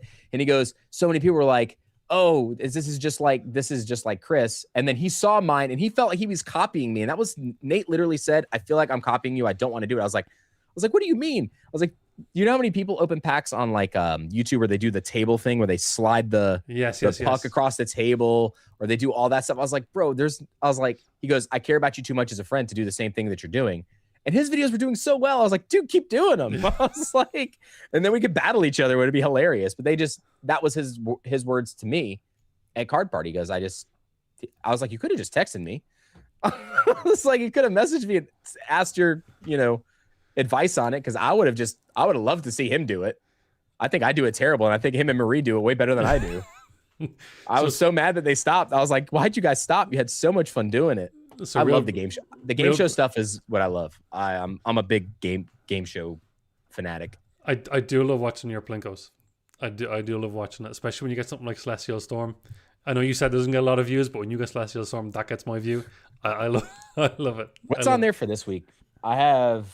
This week's a fun one that I have to add stuff to the board. I have to put Hidden Fates on there this week. I don't know if we'll land on it, but I have Hidden Fates, Black Bolt, and White Flare. I think I have Roaring Skies to put on there this week. Evolving Skies and Burning Shadows, I think, will be on there this week. So we'll see how bad I get destroyed this week and throughout the next. Like, I try to do like 4 to 5 episodes a week of it if I can. And then outside of that, I do at least minimum 2 episodes a week on it. I love it. It's fun. It's so much fun. I love the game show style stuff. That's why I had fun hosting the battles at Card Party. Yeah, well, let's cut to the good stuff. Let's talk about Card Party then. So Card Party is a dream. I love the idea of Card Party. Just go. What's it like? What's it? I mean, I did watch. I think it was your first Card Party, and you did a video shortly after talking about the experience and talking about. So give us like another in-person synopsis. What's it like? What's the experience like? I mean, it's literally like no other card convention. A lot of people from the outside looking in, I think, see the convention side of it and think, oh, it's just like Collecticon. Yeah, but it's not. It's really not. And like most of the vendors that do Card Party will even tell you, a lot of them. Some of them that are Collecticon specific vendors that do all the Collecticons, but then do Card Party. Not all of them, but you'll hear a lot of them gripe like, oh, we didn't do as much in sales. It's because at Card Party, even in the convention hall, there is so much going on. Like, I hosted pack battles on the stage where we had 4 creators of all sizes just competing against each other, opening packs. And then they gave away all the hits at the end to people that were in the crowd, right? You have people doing meet and greets in that area. You have people doing the live stage thing, which Gonzo was one of the main announcers for and MCs for. And that's like where they have the live table in the middle of the convention, just like ESPN, like game day. It was the coolest thing to be a part of. I did it when we were in Tampa. I was a part of it in Tampa. And that's just so cool because you see people walking behind you, like around the desk and stuff like that, like in the convention area. It's a great idea. So you have all these other things going on in the convention hall, and it's not 100% transaction based. Right. There's a lot of things that happen at Card Party that wouldn't happen at these other conventions because there's all these giveaways, and I feel like it's more community driven. You have a lot of creators that are there doing their own kind of stuff for their community that shows up. But then you have Card Party too that just does so much stuff for the overall community, no matter where you're from. The stuff that people earn, like the custom cards. Like, I mean, the custom cards for the show where like you earn a card by doing something specific. Like yes. Helping somebody out with something, you get a specific card, or competing in a tournament, you get a card. Like, there's just so many different aspects, and it brings in so many different versions of people, but then also like all the creators that get brought in for this too. Like, Chloe and Dean getting brought in, and you have Danny, and you have Nate, you have Marie, you have Ando that comes in from Australia. So of course, like, people from Australia are going to want to try to come to the US and come to an event. Or people from UK or Ireland or anywhere in Europe, they're going to travel out to these events because they can maybe, just have like this camaraderie with these people and just kind of hang out with them after hours, like after the event, just like after hours trade night where everybody hangs out. It's not like a normal meet and greet. You just kind of just get to vibe with everybody, And you don't get that really from Collecticon. Collecticon is more transaction based. They do event night, like trade nights and stuff afterwards, but I feel like everybody kind of like disperses and does their own thing afterwards. A lot of the vendors, some of them go to the nighttime stuff, but they just want to cool down after it because those shows are like transaction, bam, bam, bam, bam, bam. You don't get a break. It's a lot going on. And I like Collecticon. Another big thing for Collecticon compared to Card Party is like the voice actors. You have a bunch of voice actors from anime shows and TV shows that are there. And that's a big drawing point for them too. They also have like a concert at every location. Card Party doesn't do that. They just have more events with all the content creators for Pokemon or all these other specific TCGs, right? Yeah. But it's definitely more community based than any other event you're going to go to, hands down. And it's literally for all ages. You can be a 4-year-old, you can be an 80-year-old. It doesn't matter. You're going to have fun at Card Party. Yeah, I mean, and that's clear to me. I know there are vendors there, but to me it just seems like it's in the name, like it's a big party just celebrating TCG and everybody that's in the hobby and in the community. It looks like a blast. It looks like an absolute blast. Most of the creators, even if you only talk to another creator or talk through comments about each other's videos or something like that, like being able to like go somewhere where it's like the only time of year you get to see your friends that don't live where you live, yes, is so amazing, because it's obviously you guys all have a common interest because you guys do the same thing, but it's also like you guys get to share experiences and just kind of hang out, and you're not doing it through this. You can put this down. Yeah. Like you can put this down and have fun without having this out, having to do stuff. Yeah, you still want to capture moments like of people opening crazy stuff, sure. But you get to like sit there and like be in the moment. Like the people from the outside looking in that don't necessarily get to open vintage or watch vintage stuff getting open, right? There's going to be people opening up these crazy vintage packs in the middle of the lobby in the middle of the night. Like, and you get to just kind of be around and sweat, like sweat the openings. And like, you don't get that anywhere else. Like, yeah, sure, people open stuff at other conventions, but it's not like, I feel like it's just more relaxed. It's not so like, Collecticon to me feels commission based, right? And Card Party doesn't. Gotcha. That's the biggest difference between the two. Both amazing events, but I would say that if you had to pick one or the other, if you're just going to try to get a good deal on like a vintage box and you want to spend a ton of money and you want to just get good deals and fill collections and not worry about other stuff, you go to Collecticon. You can still do that at Card Party, but that's not the main objective at Card Party.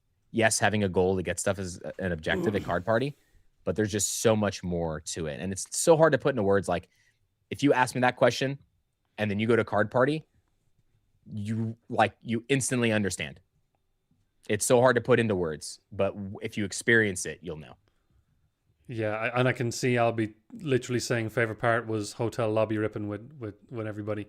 So it really is just a community party, and there happens to be vendors. It's all about activities, spending time together, meeting people. Yeah, I love that. And see, right, 2-3 years ago in Ireland, we had 1, maybe 2 card shows per year. That was it.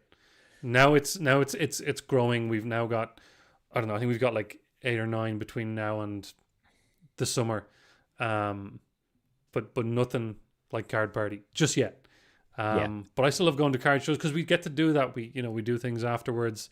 I just love the vibe of being there, and again meeting people, as you said, that we've become friends online. There's a couple of people now already. I can't wait to see them at the next card show. So if I'm enjoying card shows in Ireland that much, I can only imagine what Card Party is like in comparison. Yeah, and for me too, the other thing that's really cool about this is not just even the convention side of it. I like seeing new places that I've never been that I do want to see. Seattle has been on my bucket list forever. Got to experience Seattle as part of it.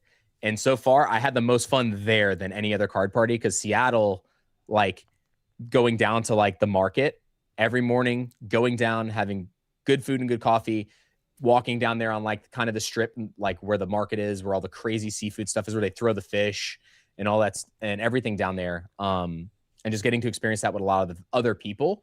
And then also getting to experience a convention. Like next year, I've never been to San Diego. I've always wanted to go to the San Diego Zoo. I'm going to the San Diego Zoo because of Card Party. I would have probably never gone outside of that, right? Yeah. Never been to Texas ever. I'll be going to Dallas because it's the first I'm going to Card Party. So there's a lot of places, and if they ever go to Canada or if they ever go to UK, I'll go. And I've never been to those places. And that's like a way for me to check somewhere off of my bucket list while also being with my community and giving back to my community. And it's just like you get to check so many boxes off, man. It's just so good. It's so good. That's a good point. The hitting different places and different locations and different experiences whilst with the community you're in. Yeah, that's pretty amazing. That's pretty amazing. What's it like? I don't want to like put a a celebrity status by any means to what I'm going to ask, but to be a Card Party as a creator and have people who just aren't fellow creators but just watch your channel it's come up great. to you and be like, it's hey, great. I'm so happy to see you. It's wild too, because like you never really know like who you can affect like until you actually like talk with people. So like after we do the stage stuff, right? Like anybody that wanted autographs from any of the other creators, like if I was hosting, they came and got stuff and they got autographs from them. I never expected anybody to ask for me to autograph anything ever in my life. And like someone's like, someone came up with their son and they're like, your 151 video that you did, the series where you're opening up a pack a day, literally got us into Pokemon. And then after their child walked away, they said, thank you so much, because we were trying to find common ground as a step parent. Wow. So like that to me is like one of the biggest compliments that anybody can ever give you, is like helping their family out in a way you never thought that you would help them. Which is also why like when you see families collecting together, like, or even people trying to learn the game, like parents teaching their kids how to play Pokemon is awesome too. And like, because when you learn how to play together, you get a little bit of competitiveness, and then there's so much to it. So like being told stories like that, it doesn't happen often, but just one is enough to last a lifetime. When you get a story told to you like that, if someone ever approaches you for something like that, it doesn't matter. Like nothing will ever touch that. You have peaked.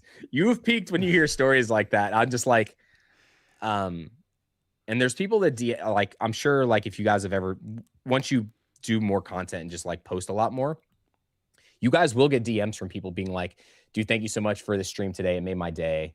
Like we had somebody that was having a really rough day at work. We pulled a crazy card for them on stream. The second they pulled that card, they DM me on Discord, and I went and checked after Discord. Or like, dude, I was having such a bad day. That made my day so much better. Thank you so much. And it's not like a long drawn out message, but just that is like things that keep you going. Regardless if you have 100 subscribers or have 1 million subscribers, like I said, at the end of the day, that number means this. That number means nothing. Yes. It means the experience you provide for other people, the community you provide for other people. And just like a lot of people want to feel safe in the space, right? Absolutely. And providing that and building your community. Like I concentrate on building it locally too, but I also try to do that within our chats and just like on stream. But building it locally is just important, because in-person experience means a lot to a lot of people, especially nowadays when everybody's just so engaged with their phones and doesn't want to leave their house. Of course. I mean, I'm not on the same scale, but it's happened a couple of times. So I did a box break yesterday, and I pulled, I don't know if Emma's in, probably not right now, but I pulled Emma the Charizard from Inferno X. Nice. And the messages that Emma sent me after, like little things like that, like it's crazy. I know they're probably not watching right now as well. Shane and his little girl Amber came up to me at a card show and was like, I love your YouTube channel. And that to me is like, I don't even have 1,000 subscribers, so to get something like that is just it's hard to register. It's hard to register. So it just makes you want to keep going and do more stuff. Yeah, it's wild. And like one of the places I started working for locally, like running their events, is Minted. That's the store I'm actually going to tonight to run Rift I've Town. seen, yeah. They're doing they do Pokemon play and trades on Sundays, and I have this family, a couple of families.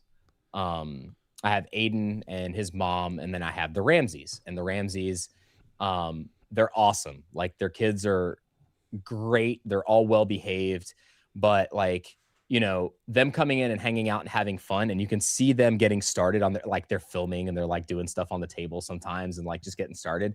And it's so awesome to like see that in person. Just like people that are that age, like, have the passion to do it, like way before we ever thought about doing it. Right. Yes. And obviously, like, the parents are very good at like making sure that it's like, you know, for safety reasons, they don't do certain things. Because obviously as a kid at certain ages, you might not want like, you probably try to do faceless stuff to start, but if you do it, there's like making sure that like people don't know where you are and things like that, because there's crazy people out there, folks, unfortunately. But these families, man, I love interacting with them, and you can tell that the kids just have like such a good time, like just coming in and having fun and trading for a couple hours, and they teach each other. I only had to teach them a couple things about checking TCG Player and then checking the collector app, right, to check values to make sure it's fair. And they have to come see me to make sure that it's a fair trade, even though they're doing all the legwork first. Because anytime a junior does a trade, like, the professor has to like oversee it at a trade day. They're supposed to. Yeah. And also to make sure the cards are real, because that does happen a lot with the younger crowd. Yes, they get counterfeits from true. Amazon.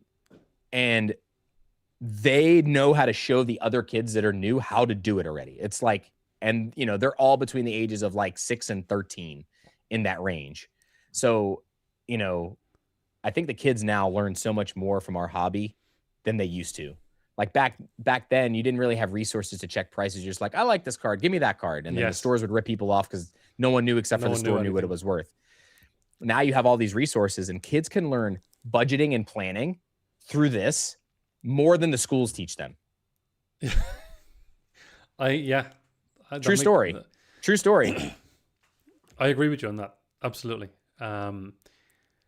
It's just again, to go back to it, it's just crazy what this space can do and what people can do from each other. And to hear that you're seeing kids teach other kids how to do it correctly and properly is just, it's a beautiful thing. It's a beautiful thing. That's, to me, like, that's why I got way more involved with my local community. I started pushing like less. I still do my shorts. I started with less long form and kind of cooled down on it, mainly because my long form is terrible. But the other reason why is because I wanted to just be more involved with the community, and the stress level of being able to do long form plus short form all the time, plus do all this stuff. It's very hard with running a shop, because eventually the goal is to run like an actual like store. Okay. Eventually, once like real estate is more affordable and not crushing. So once there's like a pullback in the market one way or the other, I'll figure it out. But that's the goal one day. Because I want to nurture that in every TCG and be able to just like be there in person instead of have to be here and there and over there and over there.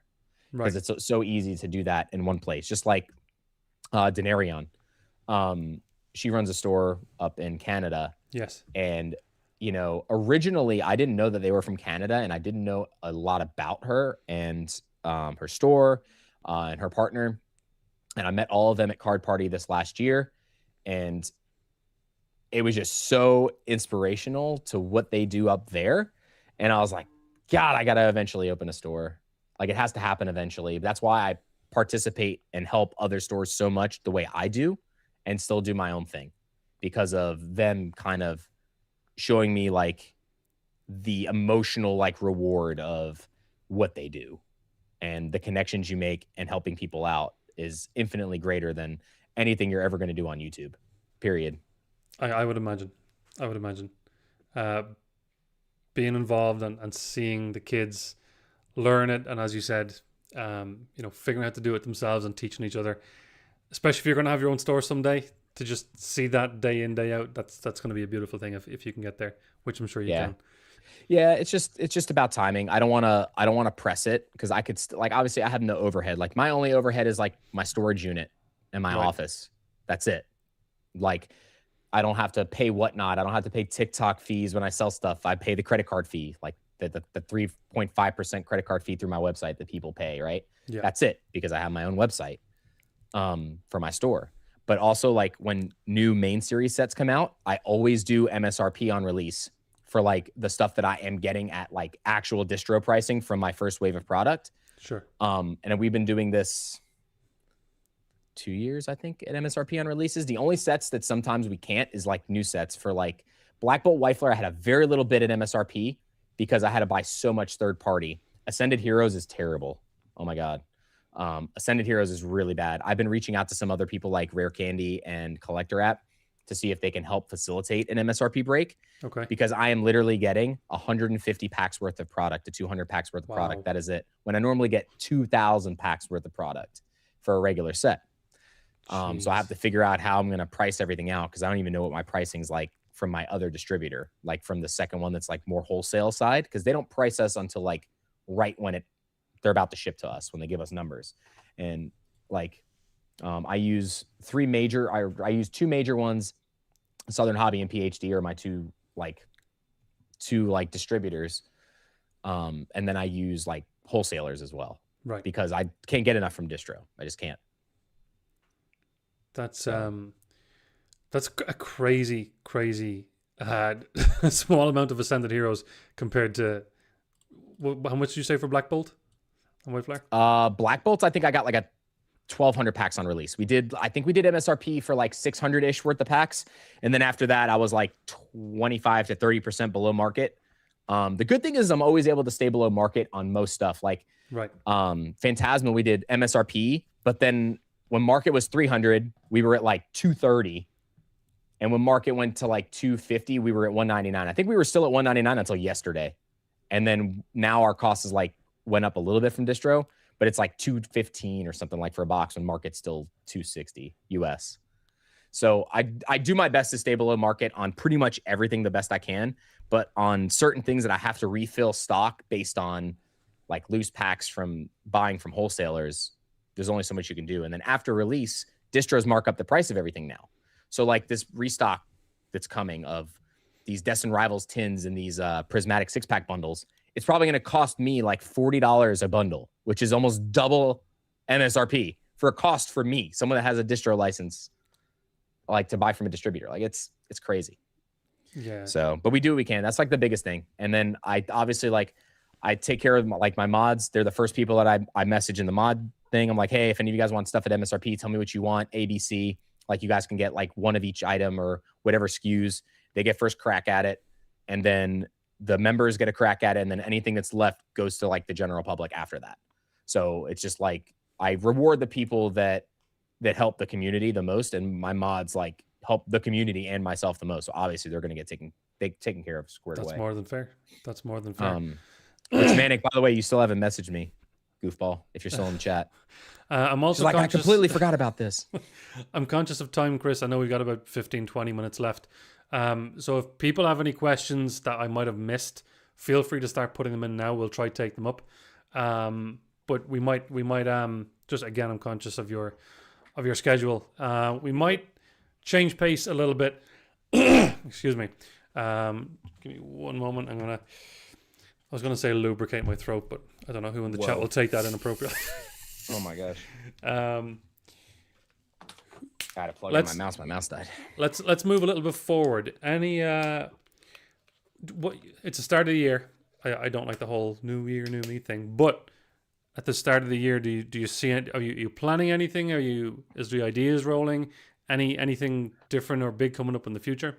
Honestly, the opposite. I feel like I'm planning less. I feel like I'm definitely going to do card parties, and I don't know if I'm going to do content at card parties. It's going to depend on my job and like what they have me doing. Just because I want to be available for the community first before content when I do those events. That's like my tier of like importance. So it's like what they need me to do to run events, then like community-based stuff. Where do people want to hang out that are like, mods, people that I don't see but once a year, card party, all that stuff, and then content. Content comes last. Like content's always last for me at card party every time. That's fair. You kind of want to be in it, right? You kind of want to be able to enjoy it. Yeah. Maybe at some point this year, maybe doing some vlog style stuff of playing some regionals that I didn't do last year. I'll probably try to do that. And I'll probably do one more Pokemon completion this year. I did Mewtwo last year. I'll probably do another one this year. I haven't decided yet or not. We're gonna see. I'm gonna map a couple of them out, see what's doable. And I'll probably try to do one that like within 2 shows instead of like 6, like I did last time. The Mewtwo one was very long. I enjoyed it. I enjoyed it. We got a quick question here from Phantom Pulls. When you stay under market, how do you stop scalping? Are you for local people only? When you stay under market, how do you stop scalping? Is for local people? No, so it's for everybody. So the way this is the problem. So the order of operations, right, for figuring out what I'm going to price. First run of stuff that I get from one distro is always going to be at X price, right? It's usually like a 30% margin to get to MSRP, roughly. So that first whole wave of product that I get from that distro all goes at MSRP. Then I cost average at the other wholesaler. The problem is that wholesaler's price for everything is different every time. You never know what it's going to be. If they think something's going to be hyped, they're probably going to charge more. Like Ascended Heroes, they're definitely going to charge us more. Black Bolt White Flare, they charged us more, not as much. And for main series sets, they don't do it as bad for the first wave. So then what I do is, as long as for me, if I can get I'm trying to make sure I'm answering the question the way it's based. So like, you can't really stop scalping on a local level. That's the problem. You can't. The only way to stop it is by never spending money except for at an LGS. But then the problem is the LGSs are getting scalped by the distributors. So like, if a distro is charging market price for an item, you think the store is going to lose money? No. So a lot of times what ends up happening is these stores, they pay 70%. Oops, hit my light. They pay 70% from the flippers for a lot of this stuff. So the flippers are still going to make money because someone's willing to buy it because they can't get it from distro and they can get it cheaper from a flipper. So the cycle is just never ending until Pokemon prints enough to meet demand, which is going to take a while. I thought it was only going to take 8 months once they announced they were going to do more printing. It helped for a little bit. And then now the other printing facility probably won't be operational until mid-2027. So yeah, they're probably going to rush some stuff out, which obviously is going to hurt the card quality, I think, because they're going to try to cut corners and maybe do stuff within a faster time frame. But for me, to stay under market, realistically, it just comes from not being greedy. It's just not being greedy. Like, for instance, like the boxes that I'm doing, right, that we were selling for $199, right? We were getting them for $160. Really? I could have sold them at $240 and made market price because they still would have sold. Yeah. But once I have my 25 to 35% margin based on what the product is, based on the amount that I have, that's how I determine if I want to go lower on margin or higher on margin. It's how much of it I have, right? If I have more of it, I can go lower on margin because I have more volume to move. If I have less of it, I'll go towards the higher side of the margin because I have less of it and I want it to last. Whereas you have people that just always want to double their money. So it comes down to how greedy that person wants to be. Yes, it's a business decision. I get it. Like, you're a business at the end of the day. But at the same time, if you can still make your goal margins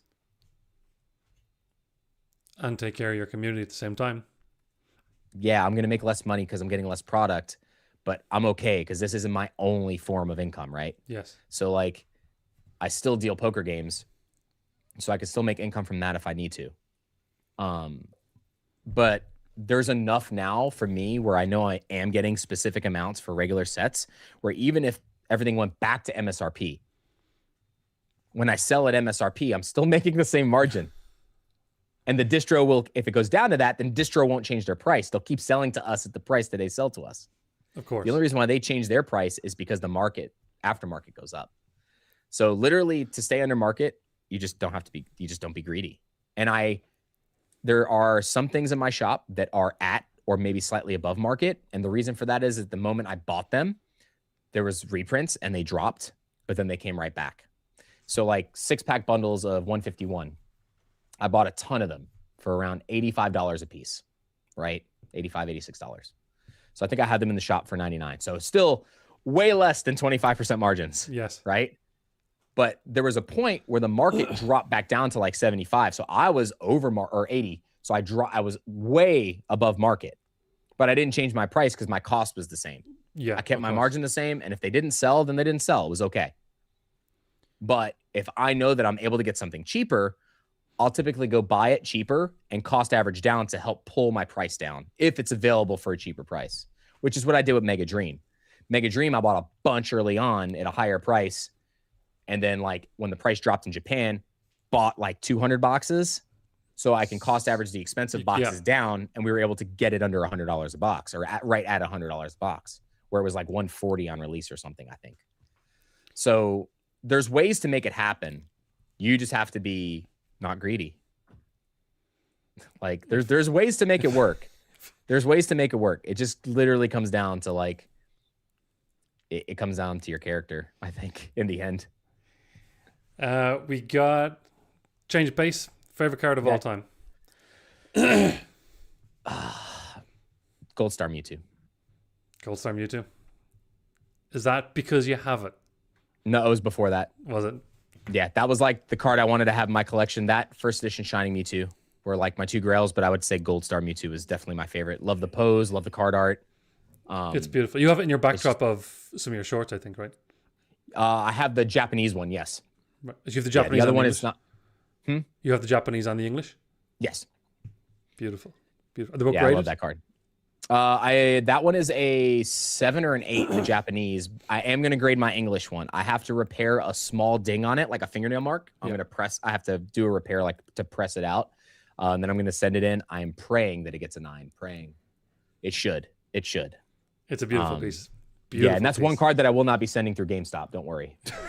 I will not be sending that one in through GameStop. I wasn't going to ask. I actually, no, dude, I use GameStop. I use them because they're faster than sending it in on your own, unless you're sending in expensive cards. If you're doing the expensive cards where you do the higher tier to get them back faster than the 60 days or whatever, then it's worth it to send in yourself. But if you're just doing a bulk submission, send it through GameStop, man. As long as you trust your GameStop store and they know what they're doing, just send it that way. Take all the pictures. I put a video up on this that describes what to do while you're submitting to protect yourself against, like, if something gets lost or stolen, how to properly do it in the right order. So just look up GameStop submission long form videos, and I gotta watch it's on there.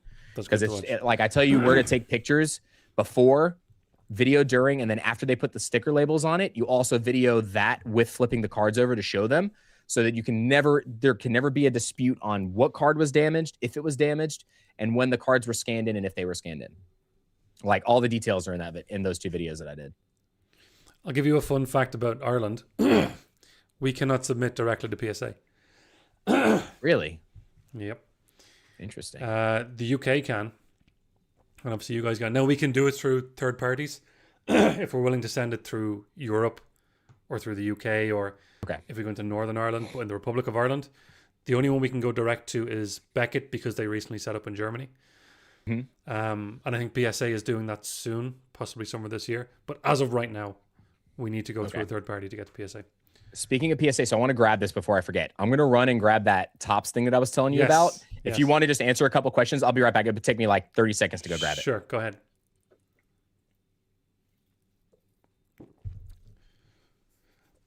In the meantime, I will rip my first series Tops pack. I'm not going to do that. It's the only one I have. Sorry, guys. I don't know what's going on with my voice today. Could be because it's cold in here and the air is getting on my throat, so I apologize. All your questions are for Chris, so I'm just going to sit here, look at you guys. This has been a blast for me, by the way. I don't know if Chris can hear me right now. This has been a blast for me. The last person I had that wasn't in Ireland come on was Albie, of course. So it's always cool to get points of views and stories from the other side of the water. So I've been having a blast. Let me see. I do see a request for me to rip a Lost Origin ETB. The answer is no.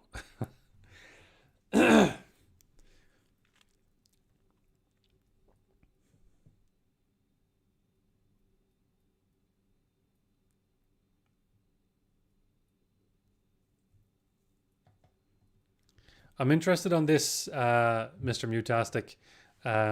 Chris gave you a very insightful take on content. I changed my tactics. Has been good working for the past few weeks.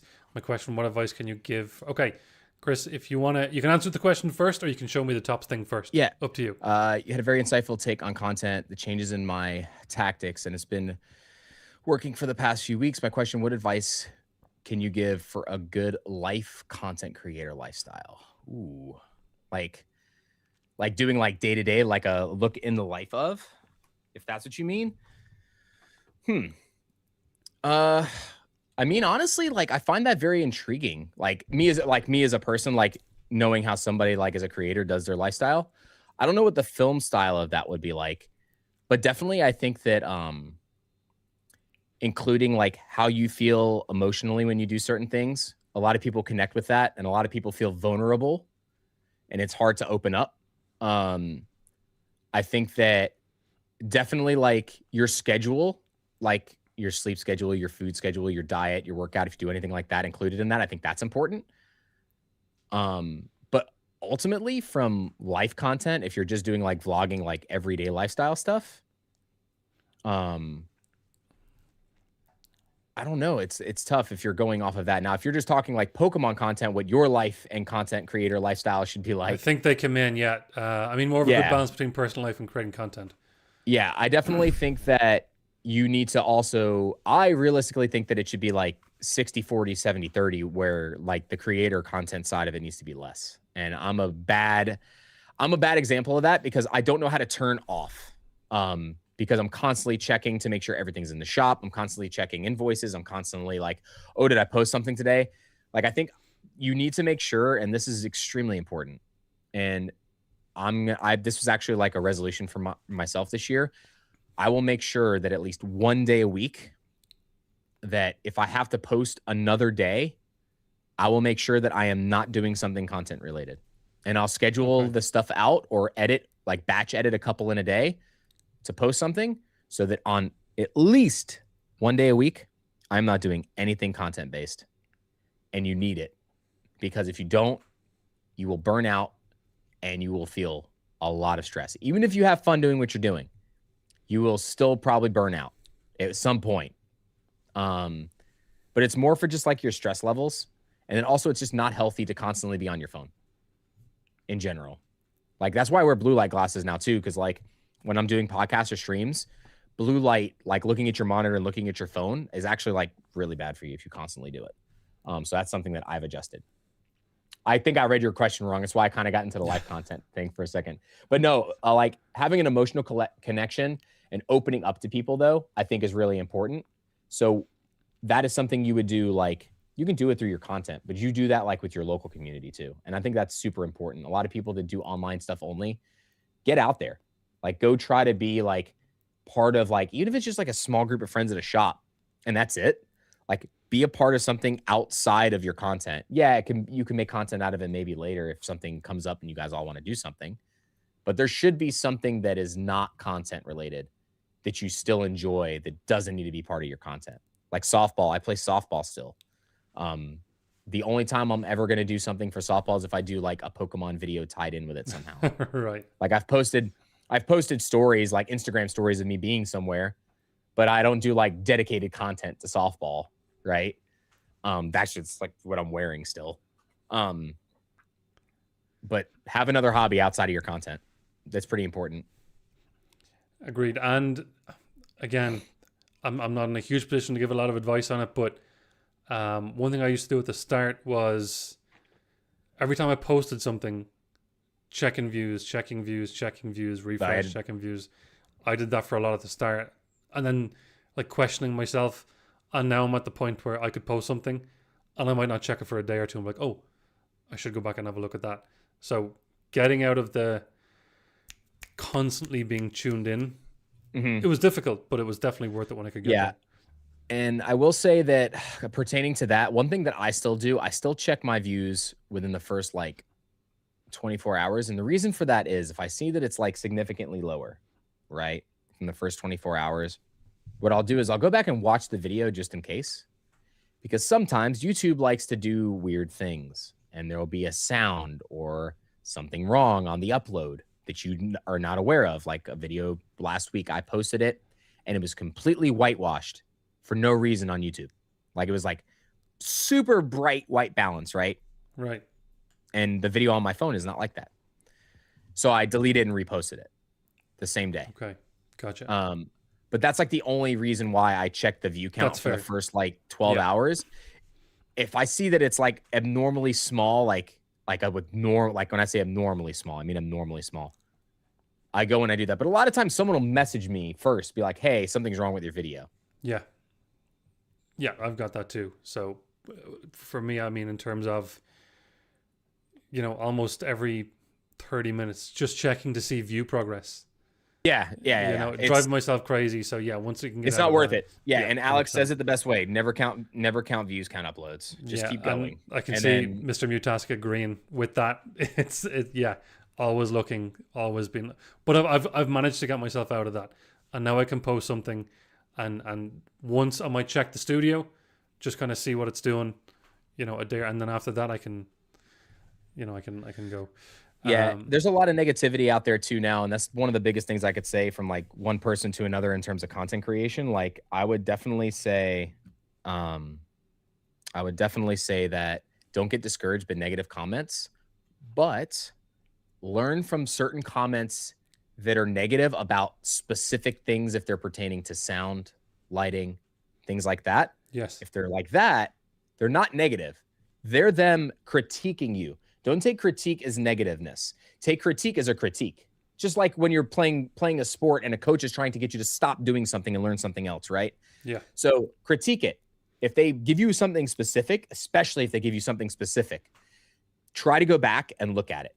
If it's just somebody being frustrated and trolling you, you're gonna have them, and they're gonna keep coming, and there ain't nothing you can do about it.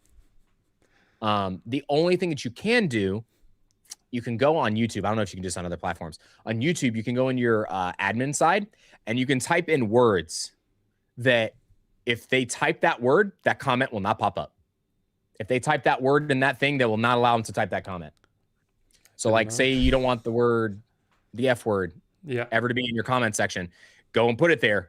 No one can ever comment it. Interesting. I need to do that. Yeah, use the admin side. Use the admin side. It's like I forgot what the hold on. Actually, I can tell you real quick. Hold on, I'm on here. I'll tell you because it's very important because it helps your mods out a lot too during streams because it prevents them from being able to type that in chat during streams too. Sure. It is under settings. Is it community moderation? That would make sense. Community moderation, blocked words. Okay. You can put a word in and comment it. Highly recommend if I were you also. If you live in a specific city and you don't want people to know what city you live in, you put that in the words that you don't want there so someone can't dox you. Gotcha. That's a good idea. That's another one that you can do. That's a good idea. There's a lot of good keywords that you can put in there. Very good idea. I like that. That's a very good idea. Evan, thanks for the 5 gifted. I appreciate it. I think you already did that. Hey, so thank you for that. Evan. Hey, Andrew. I saw you said hey there. I think there was one other question, and then you can show me the tops thing. Let me see. Guys, I'm being very conscious on time. Chris hasn't got much long left, so we'll take one more question. We'll have a look at his tops piece, and then we'll probably call it there. Let me see. Where was it? Gary wants to know any tips on getting reliable supplier in Japan for boxes. As of half of Instagram Japanese sellers are you're never sure if they're scams or not. So like a supplier from Japan to where you are. There's a couple on Instagram that I would recommend. One is actually, hold on, I can tell you. They're very good, and they'll take anybody. I've used them, so like I've personally used them, and I've never had issues with them. Let me see. I could tell you. Right, meow. Edamame Center is one. They're called Edamame Center. It's got like a green mochi for the icon. Okay. They're good. And Hiro Japan, HIRO Japan. Those are 2 that I would recommend, and they're through Instagram. The only thing is you have to have a Wise bank transfer thing set up. Okay. But they'll send you an invoice. And the good thing is you can ask them to charge you the tariffs up front, so you do not need to pay it when you get to you. So they can figure it into the price so you can do your math with it up front. That's what I like about the people that I use. So I bounce between a lot of different ones. It just depends on who has the best price that week on a lot of stuff. Sure. Thank you for that, Chris. And I don't see any other questions. Can we see the Tops piece that you're going to show me? Okay, so it's not anything crazy. It's just really cool that I have the whole one. So this is the entire Tops TV series. Oh boy. So this is all of Tops TV series. So this is all the non-foil, because they didn't do foils in this set. But this is what's really odd. TV series only went all the way through to Golem in here. So you go all the way back in the Pokedex through Golem, and that is the last Pokemon in here. And then it goes to the TV series cards where it's like the episode that they were in. Yeah. Right. And then on the back, when you get to, oh my gosh, I'm not taking it out of this binder either. It's going to stay in this binder forever. So you have this. They're kind of in a specific order for the series, for the episodes of the show. But then on the back page, the back of the cards make like the logo from the show. And this is complete TV series. And actually, I might not have this because there's only one person that I would ever, like, if they wanted to trade for this or wanted to do something with this, it would go to them, and that's AJ Grim Horizon, because I know his connection with a lot of the cards that he has. Fair. In his collection, and Tops is his like main like thing right now. I feel like a lot. He's doing a lot of stuff with Tops, so he'd be the only person I would ever consider doing anything like that with for that. That's fair. Ever. That's fair. It's hard to find much of it in Ireland unless you're willing to try and risk it online. I do have my 1-pack. I have my Pikachu. Someday I'll find a way to get more. Thank you, Gary, for the gifted memberships. I appreciate it. Look, Chris, we're slightly over the time. If we want to maybe wrap it up. Yeah, I mean, the biggest thing is like there's a lot of things out there right now that are getting a lot of people discouraged. I mean, views are down for a lot of people. Views are up for some people. There's a lot of negativeness in every TCG community right now. When I say everyone, it is every single one. Don't get discouraged. Don't let it like get you down. Learn from critique whenever you get critiqued on stuff, because, certain things like that can help you so much, and, be a sponge, like absorb what you can. I'm a drop in the well, and I know this much about YouTube and content creation.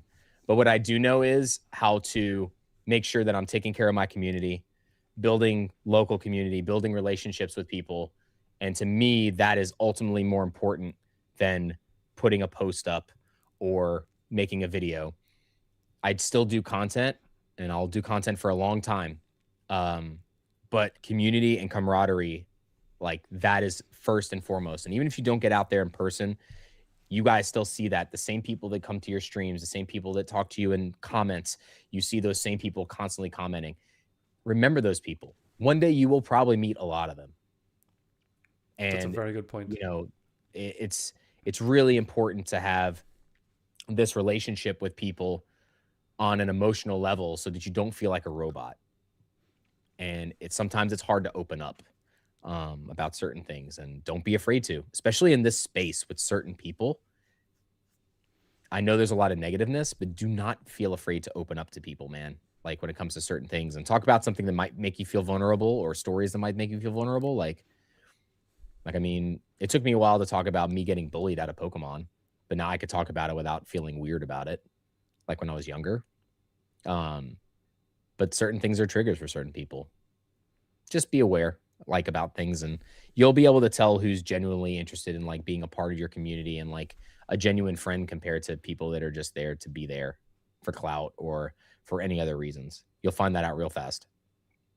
Yeah, I completely agree. And yeah, with the community, I can relate to what you say. Like, I know 90% of the people that come into my chat every time. They're in the Discord, they're on my Instagram page, and regardless of the size, it's such a nice thing to see.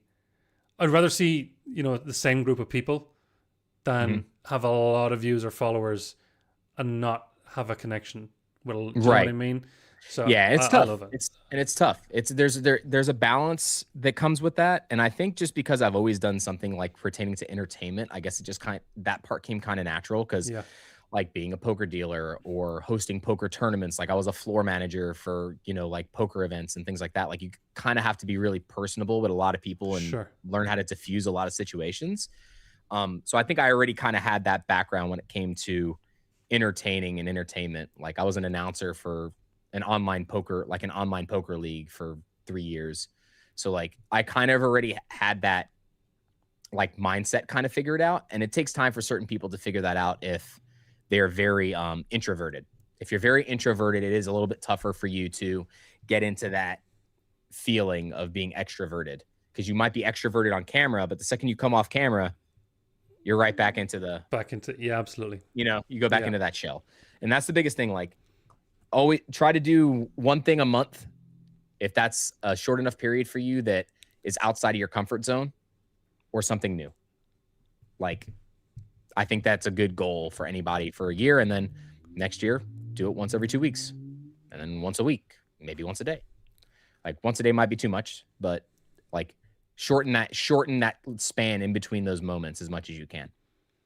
If you're one of those, if you fall into that category of just being like introverted and not getting out much. Yeah, I can relate to that.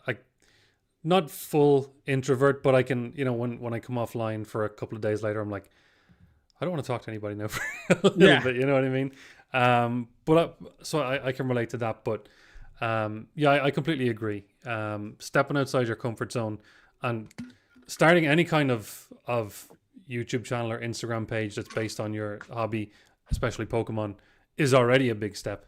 So if you're doing something like that, I still post things and I'm like, oh gosh, dude, this is get in front of the camera, hit record, man. Absolutely. Get in front of the camera, hit record. If you're gonna open something anyway, why not record it? Yeah. Like if you're at home by yourself and you're just ripping for fun, like if you're out somewhere else and it's like a spectacle to try to record something, whatever, then don't do it. Yeah. Or like a pain in the butt. But like if you're just at home, film it. Why not? Even if you don't post it, just get just film it. Like record it. If you don't post it, whatever. But eventually you're gonna have to hit record, because it doesn't matter how good you are at that.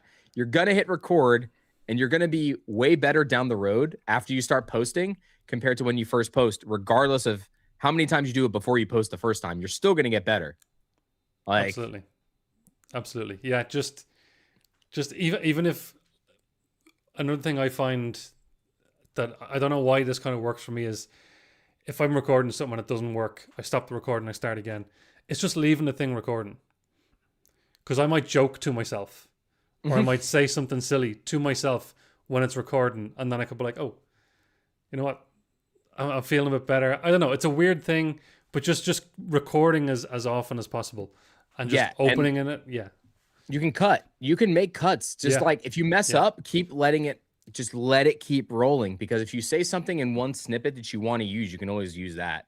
Yeah. Like from the first time you did something, you might, I like this better. And then this like jump cut where you want it to be. Yeah. Like always just keep it rolling in one, just let it run in a take and just go from start to finish and pause where you need to pause. And then just pick back up where you left off. If you want to go redo something, go redo something. This way, if something funny happens, it's on video. Yeah. Like like bloopers and outro and outtakes and all kinds of stuff. It's good to have. Like the biggest problem I have is I don't save the big moments from videos. And then now I got to go through to make an intro video, and I got to go back through all my live streams and cut out all these crazy moments to put with a song that was made for our intro. So I want to do like a music video kind of style thing soon. Gotcha. I got to get on that. Cool. I've been putting it off for way too long. Editing is the worst. Editing is the worst. It's faster for me on shorts now. Right. But I definitely think that it's very demanding. You learn how to do it faster with your style eventually. But it just takes time. I'm not as versed on long form edit stuff. So I actually now, because I do so few long form videos, I have somebody to work with on it. So like I have somebody that I work with on that stuff. So I know everything is being done properly. We go back and forth. Like, was this the way you wanted this? Was this the way you wanted to do this? Yes, that's perfect. Like very, very close, like talking with one another on how to make things work. which is very important for me for long form, because I just want good quality content for my long form, and I don't have the ability to do that myself. And I just think it's awful when I do it. But that's me being very critical of myself. Short form, I feel way more confident. Short form, I feel very confident in making content. Long form, not so much. In terms of editing, Right. not making the content itself, but the editing side of it. Interesting. I feel like I'm the opposite. I feel like I'm the opposite. I hate the short stuff. That's why a lot of my shorts are just clips. I just clip. That's fair. My polls and you know, I don't know those what it are is. fun. Maybe because I talk too much. I'm like, no, short's not long enough. I can't clip all that out. I'm saying important stuff.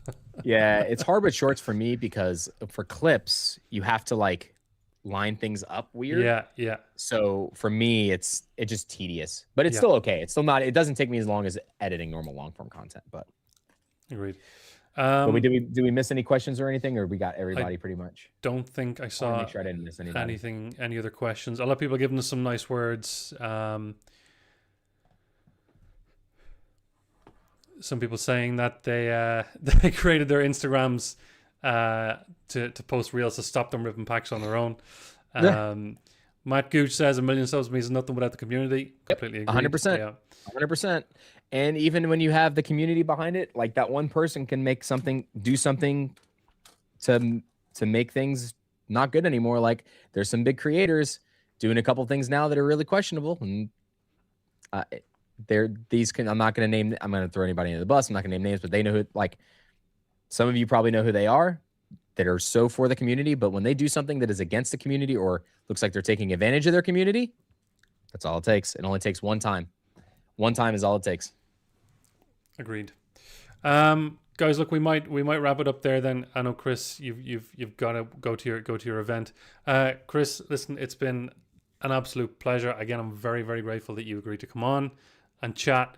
It's been very insightful. I appreciate you sharing all your stories and your insights and your experience. It means a lot. So I really do appreciate it. I love doing this kind of stuff, and it's actually relaxing. Yeah. So, anytime that we can make something work, you or anybody, I mean, if they're ever wanting to just talk and just be here and just like talk about the hobby or talk about life, like I'm always down to be on a podcast and just talk, especially since it's like my friends, you know what I mean? So it's just natural. I love it. Whether like I know the person I'm in the podcast with or people that are in the chat, it's like you're around some comment, you're around some people with common ground. So it's always nice. Now, if you try to put me on like a fitness thing, then we might have some problems.